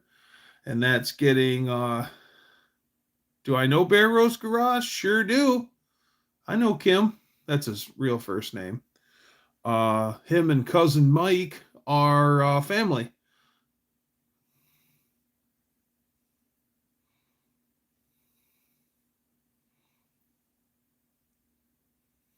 Got one either at Best Buy or Newegg.com. And so I'm working on the painting the oil pump. It's going to be my engine color is Kubota Tractor Orange. And then after that, I put ARP rod bolts in the bottom end of my 413 for a little extra security. And then I want to get replace the rear main seal in the 413 before I button it up. And then I want to build a acceleration baffle and deacceleration baffle for my oil pan, but it's a rear sump oil pan and it's the front pickup on the big block Chrysler, of course. So I've got the oil pickup that goes all the way across the oil pan back for the rear sump, and I'm going to have to the deacceleration baffle that I'm going to make. I'm going to have to put a divot in it so it'll clear the pickup tube. What's this I hear? Jeff is coming out with a peanut butter cup. Bet it'll be great for choosy mothers. Aha!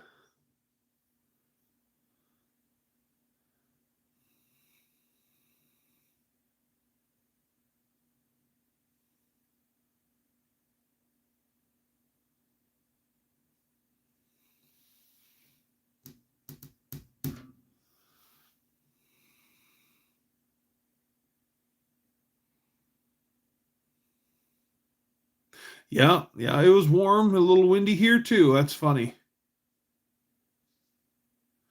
Nice.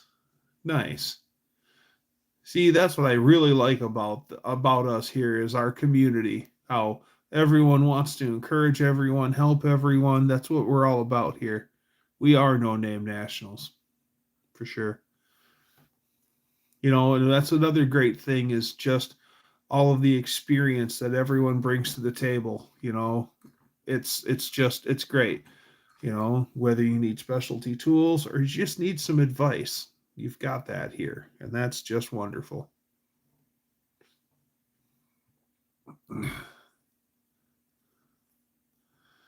Dump some chocolate chips on the counter and then pick them up with a blob of peanut butter and a knife or a spoon. Gonna be near freezing here tomorrow and rain. Boo! IT guy or us?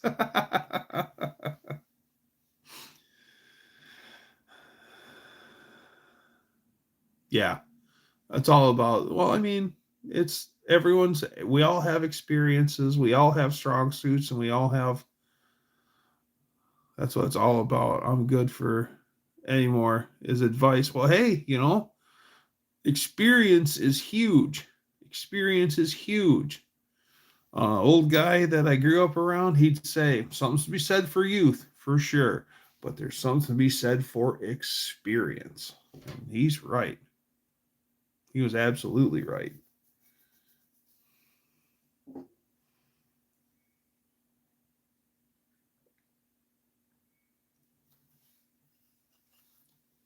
Competition in candy bars is always good.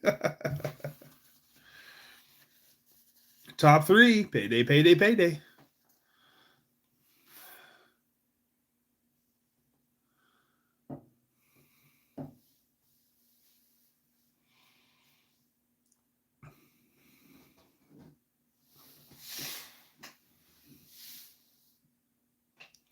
If you were to plow through a bag of chips, what kind of bag of chips would you be plowing through? I try my damnedest to not plow through a bag of chips anymore. I just can't eat like that anymore. I want to try to make myself less hefty, homie, not more.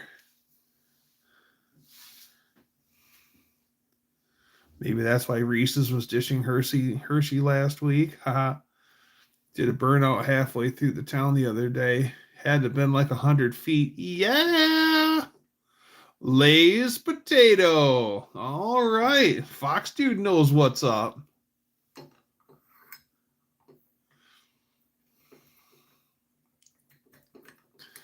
Reese's Sticks or Reese's Peanut Butter Cups? Oh, Reese's Peanut Butter Cups. Actually, I can make Dougster homemade peanut butter cups that rock. And the cool thing about automotive, you're always doing something new. More ways to figure out how not to do it. Yeah, yeah. Mike sells potato chips. Oh, I've been great, Fox dude. How about you? One cog, what's happening? I'm really a big fan now of Utz's potato chips. Those are pretty good. Those are actually really good chips. UTZ Utz, excellent. Salty Lays, oh yeah. I guess I like the kettle cooked chips. I like good crunchy chips, like the kettle cooked, or the ridge chips. I don't care for the thin chips. I mean, I like potato chips no matter what, but I'd rather have a crunchy chip.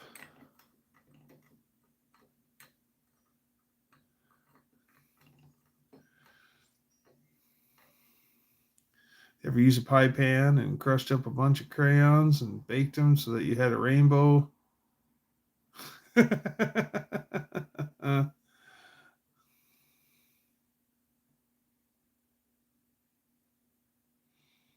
A rainbow crayon.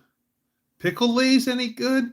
Yeah, they are. I like the Utz dill pickle ones. You love banana chips? Yeah, banana chips are okay.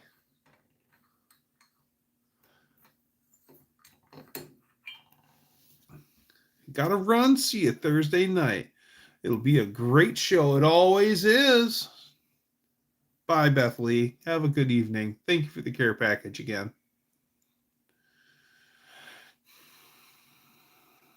They're not banana chips, they're plantain chips. Why is it with the plantain chips or the banana chips? Why do you have sometimes a banana chip can be so good and so flavorful, and then you'll get a whole bunch of them that are just bland. And thanks, One Cog. They're Michigan. Most of them are Michigan plates. Most of them are Michigan plates, but they are starting from 1910 and they go all the way over here to 1927 in just Michigan. Now I've got some Ohio and I've got some Indiana, Illinois. Those are copper Arizona license plates from 1932. So I've got a little bit of everything in here.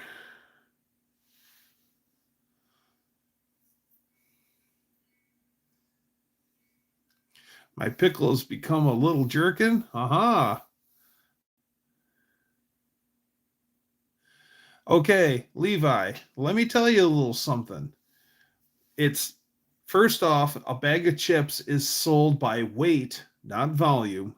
And the other problem is that the bag is being shipped as far as it's shipped in a truck, where the whole time it's going down the road, it's shaking. And then what happens is everything settles down to the bottom of the bag.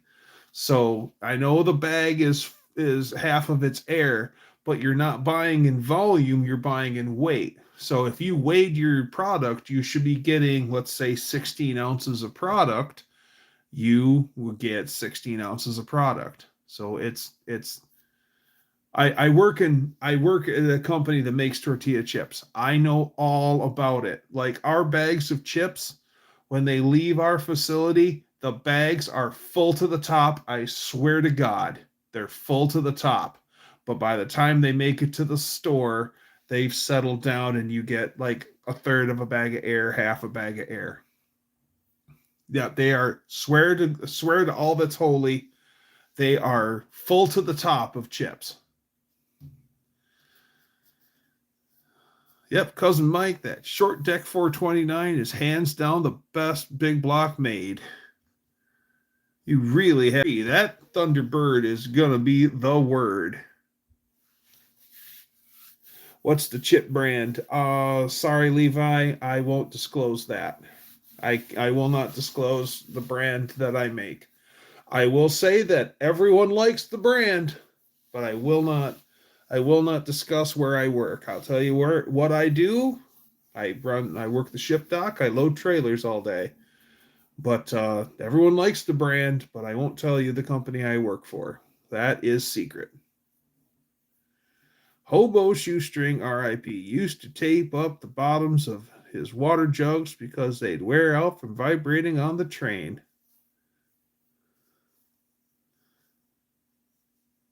I'd love a 429 and a C6 for my truck or an AOD. Danster, look up Cope Racing Transmissions. He's got a Fox body Mustang that somebody put a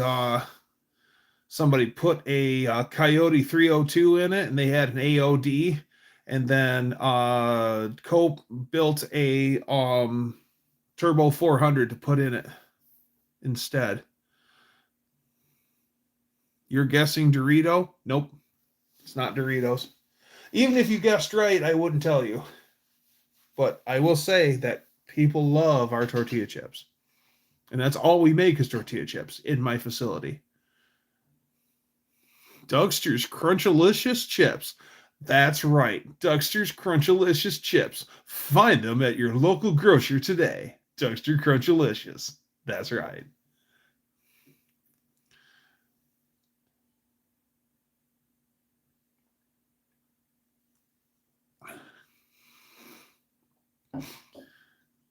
Lay Chips have a plant and growing facility up north in Wisconsin. I know exactly where it is. My grandpa used to do rips, and which is the backflow prevention of whatever. Crunchilicious Spud Chips. Potato tortillas. No, it's just corn. They're shot me first to build bulletproof. You like Fiestas. Okay. You've probably eaten the brand I make. Yes. You've probably eaten the brand I make. It's a national brand. Yes. But my company's funny about that, so I won't even talk about them at all.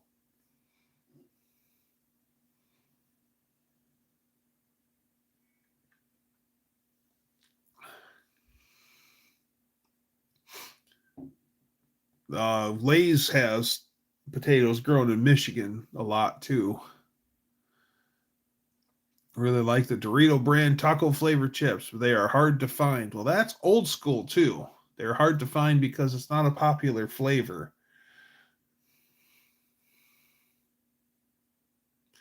Do I come home with Frito feet? No. My dog does though. Ever notice that your dog's paws smell like corn chips?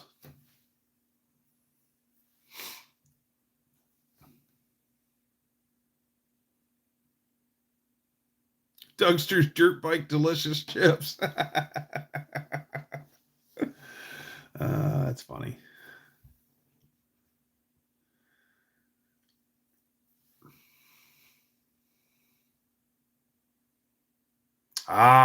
Better made chips.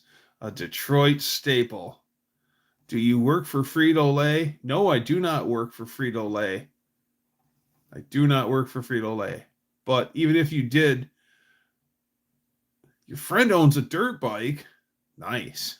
Dirt bikes are fun, Fox Dude. You know me, Fox Dude.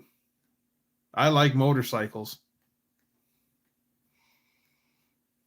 Put a T5 and put a small block Chevy. So I do a small block, if any, V8. Okay. That's where Fritos get that yummy flavor from dog's feet. That's right. Lentech Automatics, name of the place. Lenny has a wicked Maverick that stands on the back. 8,000 RPM. Holy wah.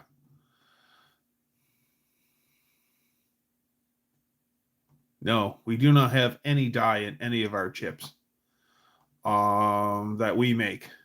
They're all natural. That's why they call them Fritos. Oh, Fox Dude's on fire tonight. Go Fox Dude. I'm about 25 miles from a huge Frito-Lay plant in Fayetteville, Tennessee. The last job I had, we did a lot of work for packaging work for Frito-Lay. And I think Fayetteville is where we were getting the products sent to us from. Frito-Lay has just Lay's chips, and it got to the facility where they showed me the different color variations and they grow. What's the first letter? I'm not going to tell you, Levi. No hints at all. Yeah, says Fox Dude. Who the heck is Tole? Now, back in the day, when I'd ride in the big truck with my dad retired after 40 some odd years of driving truck, and we would drive by the Lay's, or not Lay's, Jay's. Where's your biggest supplier that buys from you? I can't talk about them either. Do you have Impossible chips? I'm going vegan based. As a matter of fact, you can be totally vegan and eat our chips there, Dutch. I don't know why my cat's toes smell like Fritos.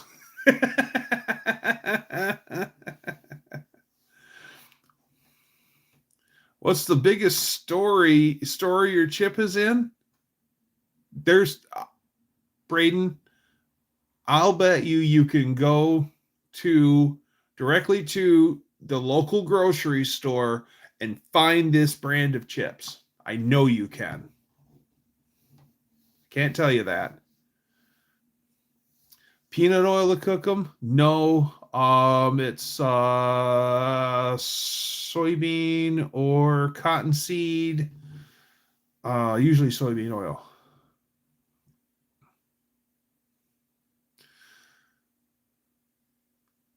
William from Charger 383 Mopar gave a pretty slick vintage Hurst T handle with the correct 8 3/4 824 for my shifter handle. That's awesome, Mean Street. What's the biggest store? Even 7-Eleven has them. I think 7-Eleven might have them. Are they Fritos? No, Fox Dude, they're not Fritos. A company that sells a lot of raw materials to Frito-Lay, but we don't have a retail brand anymore. Okay. Mad Muntz's potato chips? No.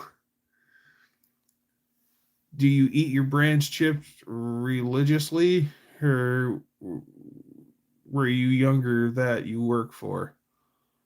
I mean, I eat the chips a lot. I like them. If you worked for Lay's and got robbed, would they say that Lay's these chips over? I'm near the area here, Fayetteville, Tennessee, 25 miles from Huntsville, Alabama, and home of the Space and Rocket Center, and soon home of the Space Force. Pioneer Woman's potato chips? No. We don't do potato.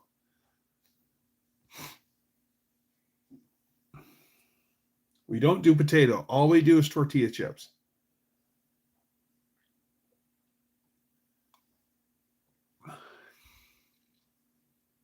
How popular is your brand? When did it get popular? Popeye the Sailor Man spinach. That's right.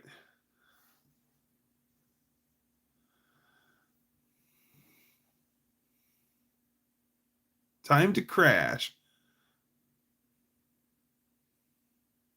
I know it's Hastings. Best tortilla rings on the planet. On the market. Bye, Crash. Take care. Good seeing you. Gavin Newsom spy chips? Soy chips?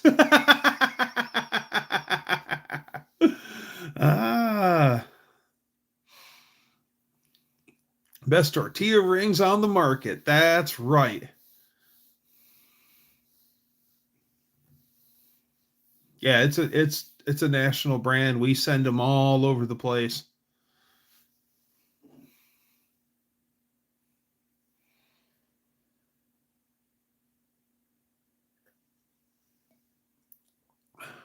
Sleep well, Fox dude. Good to see you. Glad you hung out with us and interacted. Take care. Bye. They melt your brain, not your drain.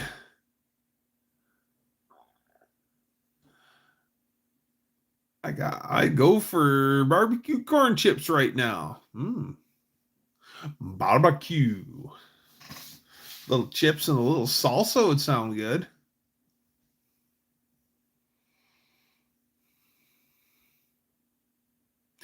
I'm in a different time zone, so I'm all confused on time. Well, what is it? It is 5 after 10 Michigan time there, Dutcheroo. Fritos and M&Ms go surprisingly well together. I do like Fritos. I do like Fritos.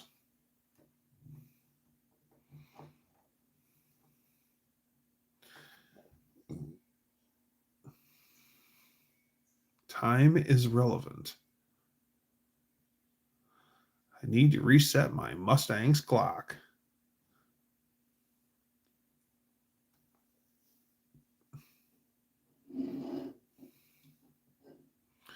Oh, me too, Mohawk. Me too. Chili cheese Fritos are awesome.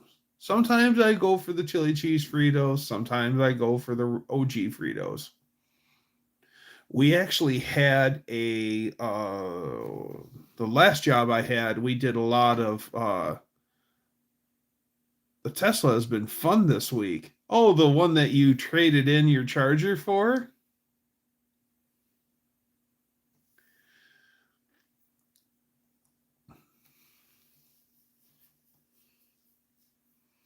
The last company I worked for, see, the company I work for now, we make and package our own brands.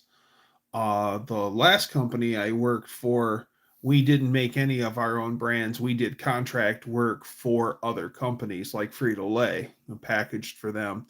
And we did one for Cheez-Its. We did a Cheez-It mix, and it had like caramel corn in it, caramel corn, M&Ms, Cheez-Its, pretzels, and all sorts of other stuff. And it was actually pretty good.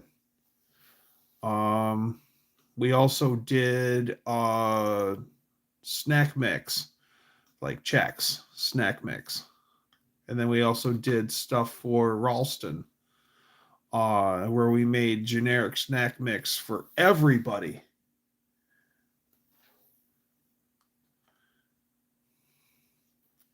In my facility, the last facility I worked at, those we made Gardetto's components, like the bread squiggles and like the little breadsticks and stuff. We made those, and we made those crunchy rye chips that everyone loves. And those things are baked and fried. First, they get made into a big loaf that's probably about that big around, and then probably 2 feet long.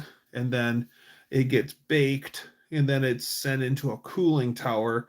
Then it's sliced, and then they're toasted, and then they're put into big totes, and then they're taken to the fryer, and then they're fried.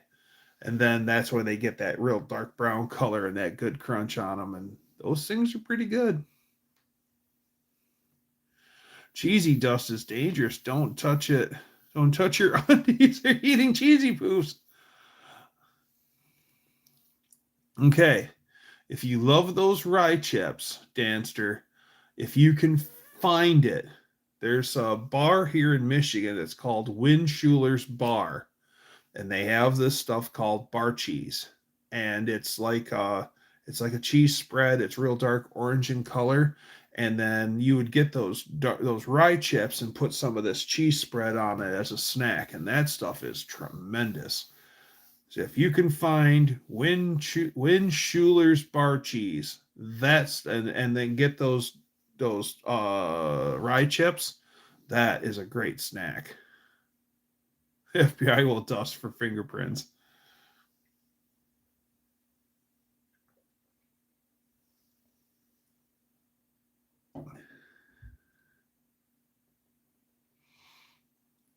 Hi, Wendy. Good to see you. That's what's important, Wendy, is that you're here.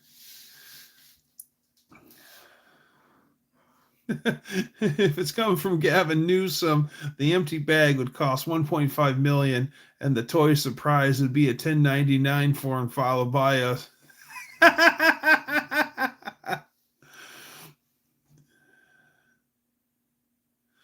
Found rye chips and Gardettos, something like that.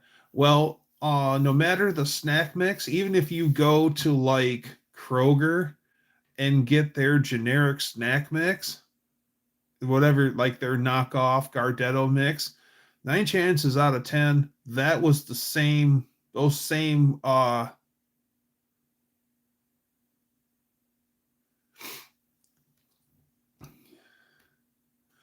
that's the same, rye chips. Cause we used those same rye chips in a generic, we made generic snack mix, and it was the same product going in quite literally like 3 dozen different brands. But actually, you can find bags of the Gardetto just rye chips too, Dan.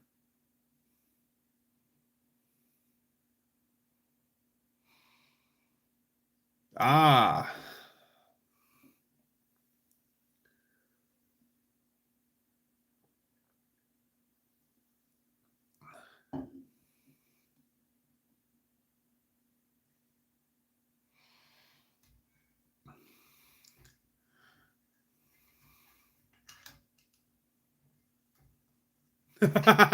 Do not tell me that, Dougster.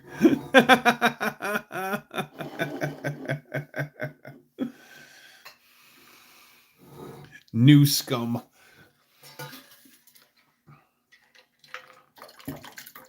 Oh, wait.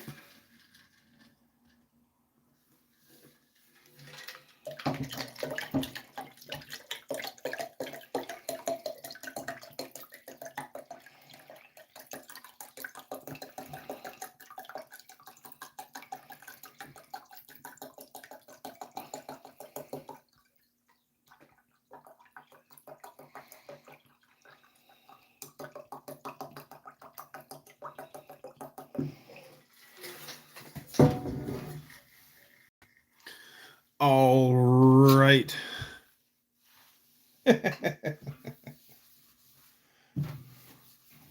Okay, speaking of pee, I have to myself. I will be right back. Oh.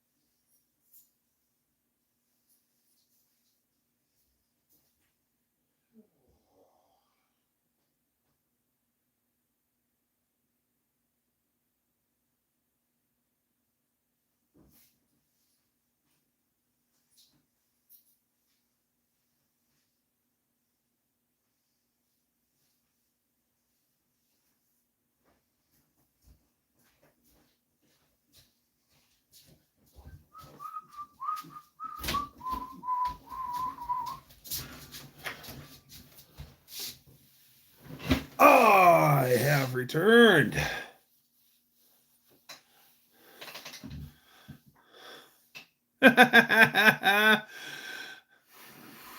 Coperino, what's happening? Our alarm bell's going off at the Grand Rapids sewage plant. I live nowhere near Grand Rapids. Probably 45 minutes? 45 minutes away?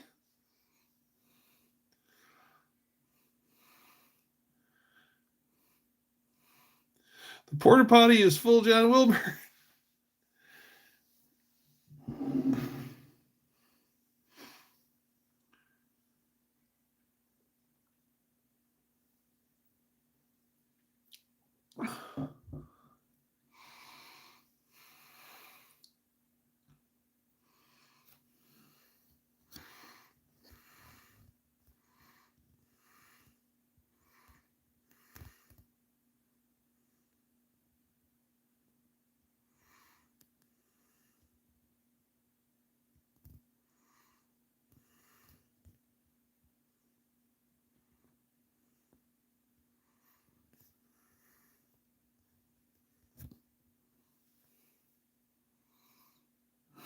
And cold, too. Just as I said it, that come up.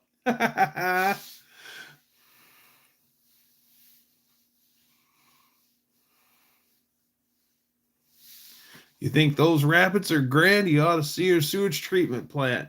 Yeah, the sewage treatment plant in Grand Rapids, when we get too much rainfall, and then it'll discharge a whole bunch of sewage into the Grand River. Yeah, good times. As a matter of fact, I think in the 60s, they put a whole bunch of dams into to kind of level out the Grand River. And now they've got a big movement they've been doing for the past few years. And they're actually taking all of those out to put the rapids back into Grand Rapids.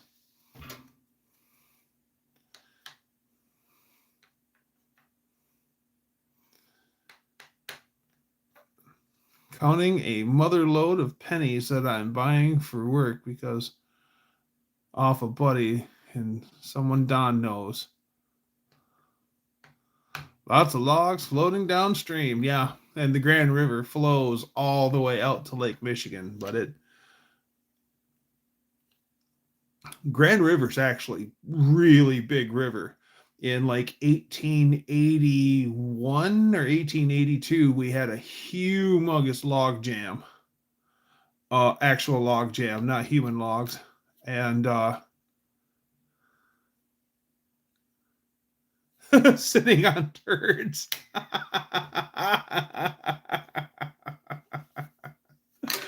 And they were talking about how big if you guys have seen in some of my captions on for my live streams, some of them are pictures of the Great Grand Rapids log jam.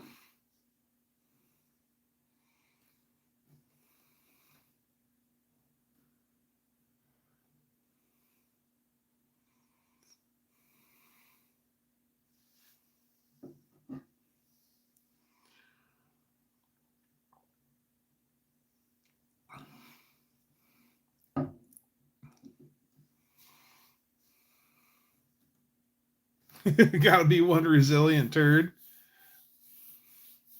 There's a lot of bottom feeders out there that love to have that.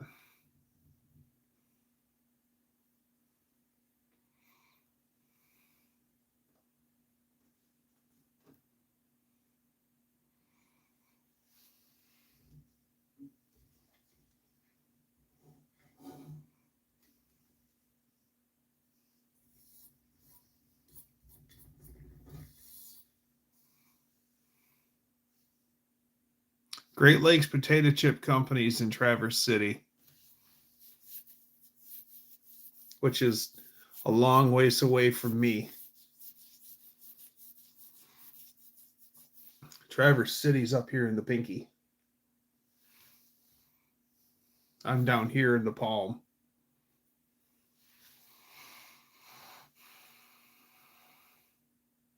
But if you're dropping floaters, you're cheating the bottom feeders, so don't forget to... I want the swimming pool completely clean, sterile, and disinfected. Yes, absolutely. I remember a family, they had a sign, Dakota, what's happening? Tang. And they had a sign by their pool that said, welcome to our ool, OOL. And it said below, notice there's no P in it. That's how we want to keep it.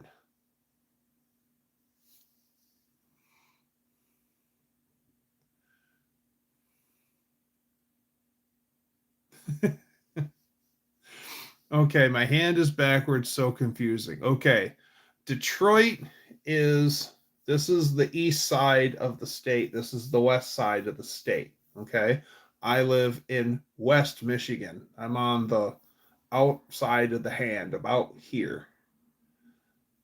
Traverse City's up here. Mackinac Bridge is here. Detroit is here.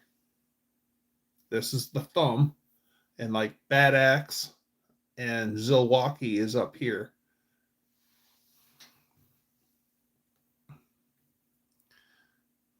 Oh, yes. I remember when I was a kid, we used to swim in Lake Michigan, but it was closed due to the sewage in the lake. My dad was pissed. You could see turds and... yeah. Talk to the hand. Hey, remember, the beautiful thing about Michigan is we give America the high five.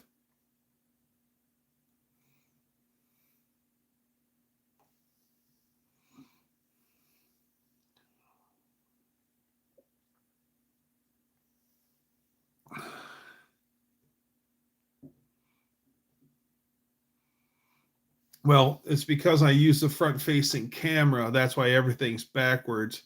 Ann Arbor Tortilla Factory. Ann Arbor is like 2 hours away from me. 2 hours east.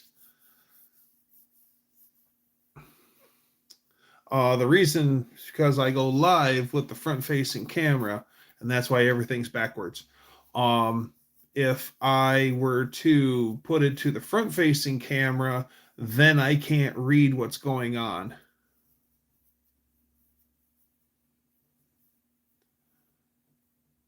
A second device with a screen that would let you use the rear camera. Well, I tried that a few weeks ago with my laptop, or with my tablet, and then but I ended up turning the camera around, and then I'm looking down at my tablet trying to read. Hi Ginger, good to see you. Trying to read that going on, which has got a lag to this, and then it just didn't work.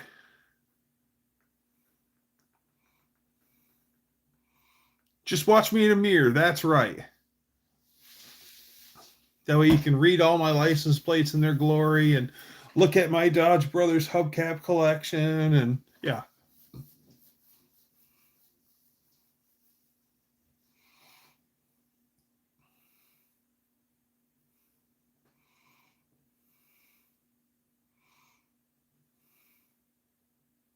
Red ring color. Tooth. Dakota. That's not that.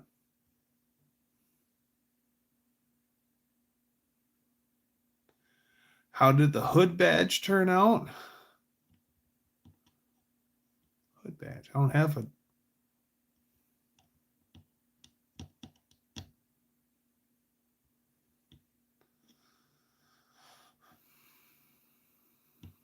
Always good seeing Ginger here. I was watching the video the other day of you taking is an Israel supporter. No, I'm a Dodge supporter. That's early Dodge Brothers.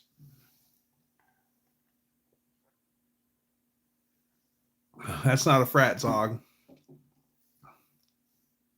Oh, the frat zog. Yes. 1 second, Dutch. I'll go grab it.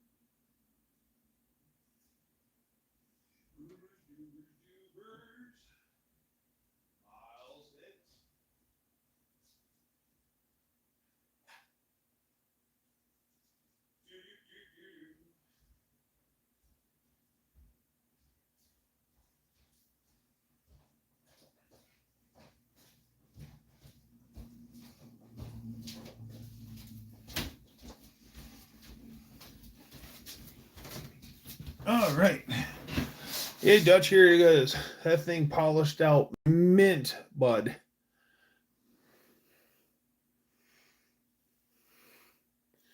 Fratzog.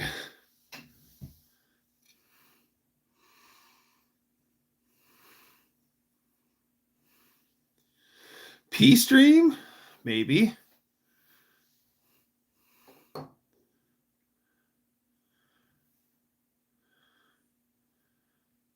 Oh, need to get that steering wheel. Okay.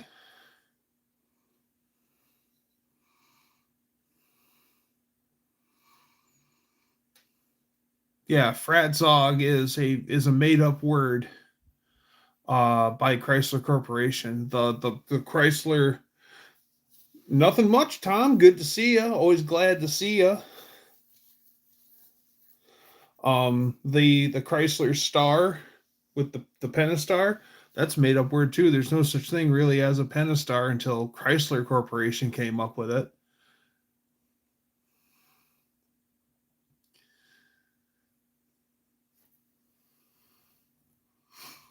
Yeah, that yard is really cool.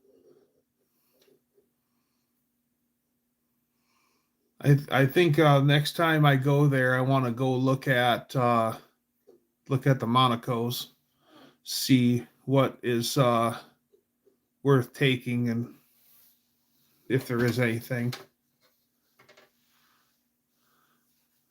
Yeah, Pentastar is what it sounds like. Yeah, but it's there was no that term didn't oh, about the transmission thing. Yeah. That'd be a good idea. Yeah, I'd like to meet him anyway.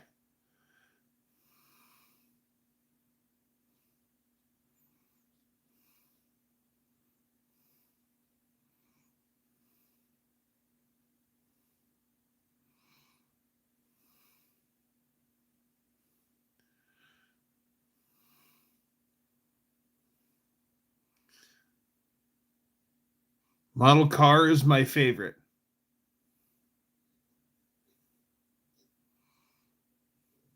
Backwards. That's right. That was so funny. Oh, that was so funny. Yeah, we Dutch pulls out the swept line, he fires it up, she's running, we jump in it, we he are you about ready to drive shop truck? Nowhere close. At least not yet. Things are changed. I'm gonna be making I got the transmission all together.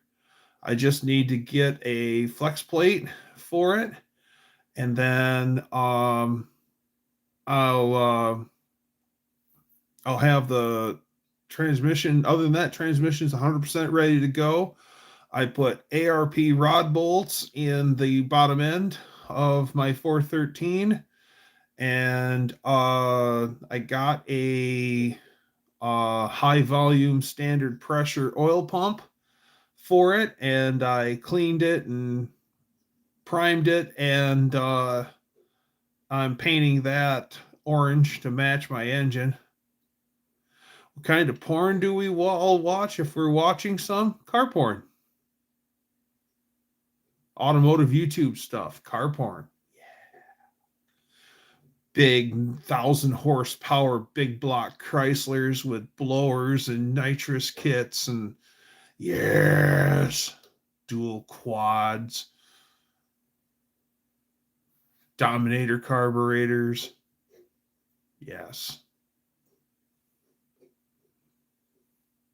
Top fuel cars running on nitromethane. Yeah. Drag motorcycles, top fuel drag motorcycles.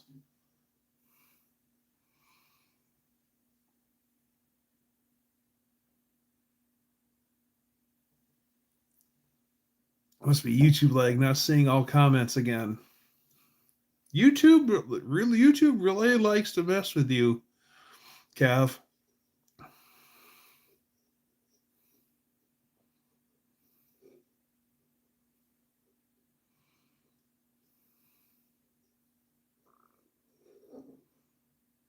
The NASCAR stock cars pushing another cars into the wall.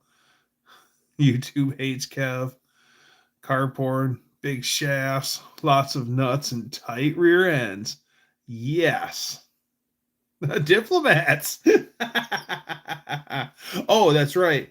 Yeah, while we're there, Dutch, we're gonna have to keep our eyes peeled for a mint header panel for a diplomat for Main Street Mopar.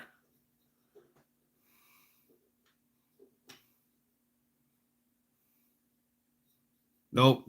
Car porn, motorcycle porn. Yeah.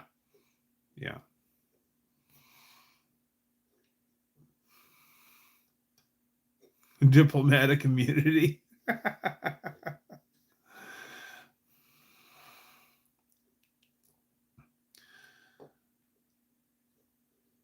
Mike harassed Thor.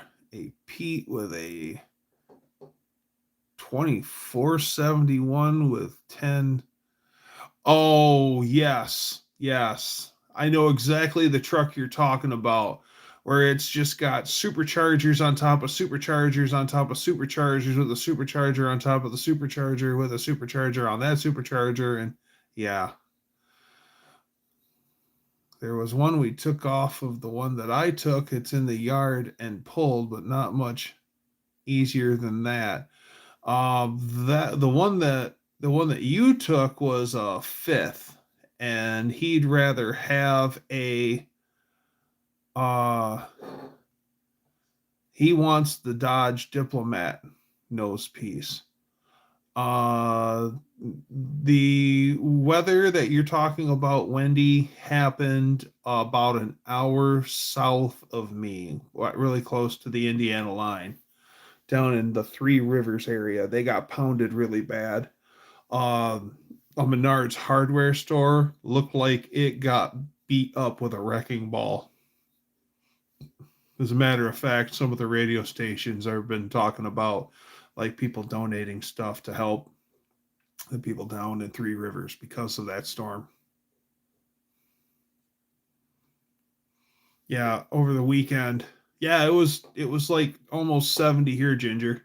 It was 70 today. One time at Domino's, the topic of that came up, and I said, Debbie does Domino's, and the manager said, my wife's name is Debbie. I remember the night fire at Milan Dragway watching a Peterbilt with 3 jet engines on the back. Whoa, that's a 3G. Those are big. That is big. Diplomat or Grand Fury will work, or have a Fifth Avenue header panel.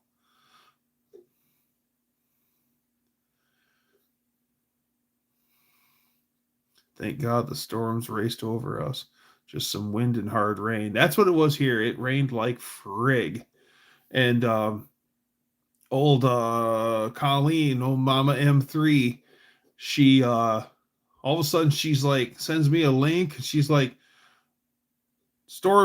bad storms in your area. And I looked over, and it started south of me, but it was moving north east. So it wouldn't even have hit me. But it was it rained hard, unbelievably hard.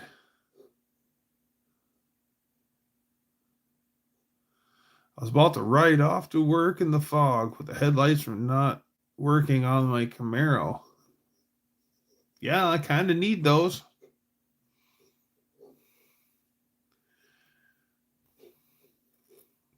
There used to be a pulling tractor up here that was called Space Invader.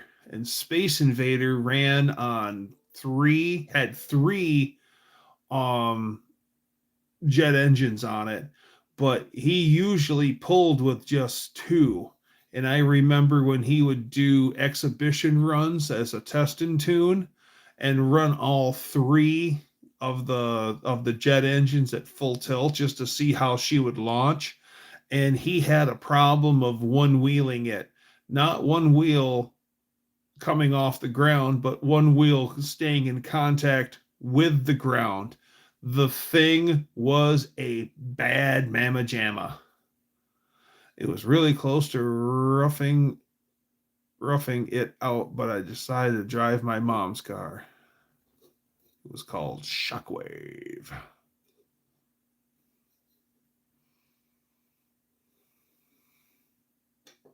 Dimmer lights are better in the fog. Yeah, definitely don't bother turning on the high beams. You won't get nothing done then.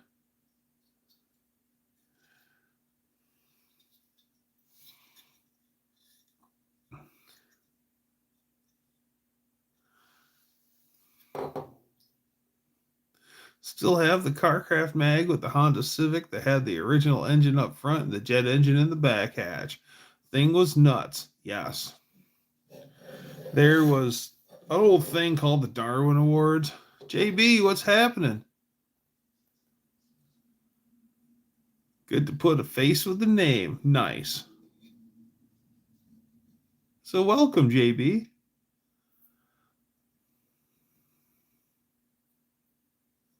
I appreciate that, Wendy. I really do. Anybody who, you know, I appreciate everyone.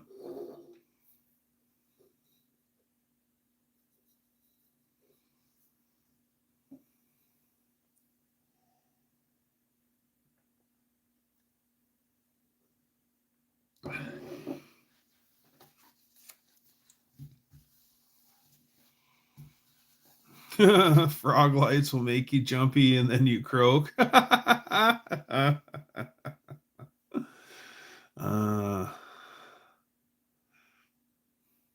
Good to put a tire in the fryer. Oh yeah, one tire fire.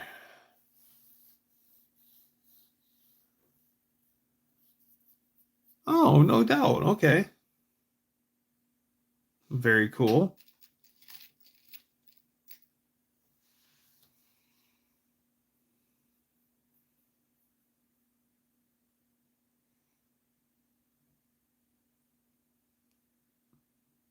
If that yard doesn't have one, that's okay.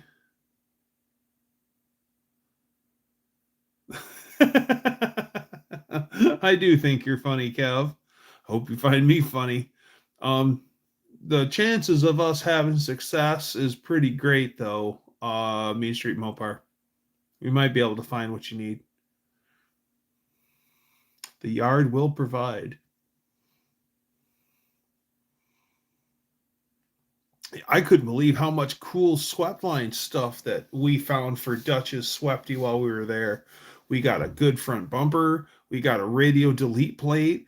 We got some of the frat zogs, the little mini frat zogs that go on the roof right behind. Like if you go to grab the door handle to get in the truck, you could put your thumb on the little frat zog. We got those.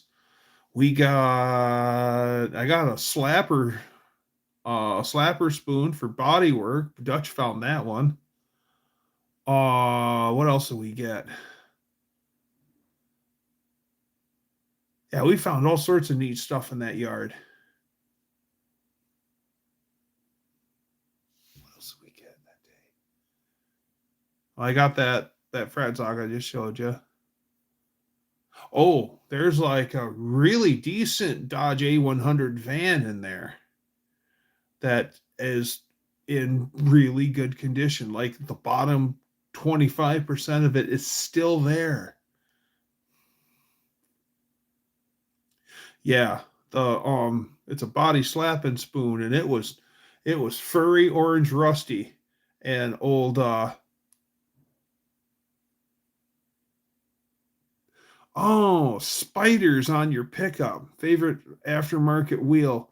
Did they ever have a center cap that went over that open section, or were they always meant to be open like that on those spiders? Because I remember a guy that I went to high school with, he had a four-door 66 Chevelle in primer gray that he drove, and he had the spider wheels on it.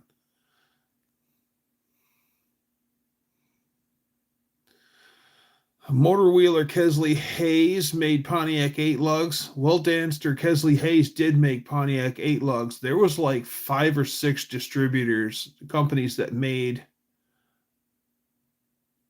had a bullet style center cap. Okay. Because I always thought the way that it was recessed with the bolt pattern, I thought they had a center cap. Yeah, there was like 4 or 5 distributor companies that made the wheels. Ooh, we're getting down to 5%. I had a Uline long bed to put on a 94 to 01 Ram. Saw one in the junkyard though, and it looks sweet. Last spider on my Astro was the nylon injectors. What junk? Oh, the spider injection. Yes, that is junk. Once they crack and start leaking fuel all over the place. I have a set of spiders in Chrysler small bolt patterns. Someday I might buy something that fits them. Knew about the slots, Kraggers, and the turbines. Don't you remember Daisy Mags, Danster? Daisy Mags are cool. I like Daisy Mags. Wasn't the old Kesley Hayes plant on Grand River? I don't know, old Mac. I don't know, to be perfectly honest with you. Might be.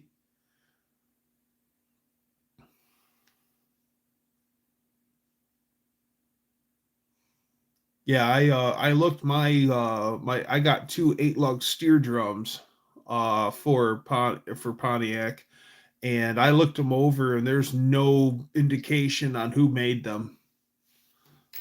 I have one center cap, and then I have some left-hand thread root beer mug lugs on one of my wheels.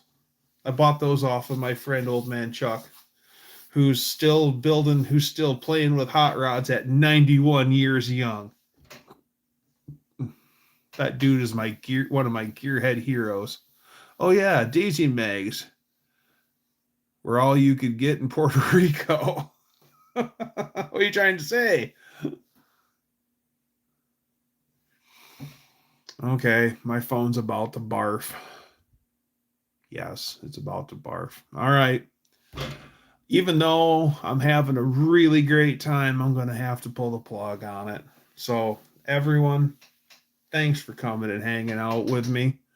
I really enjoy hanging out with everyone and interacting with everyone. You all have a great evening. Let's be like the Beach Boys and let's get together and do it again. So, be here next week. Same Dougster time, same Dougster channel. Bye, everybody.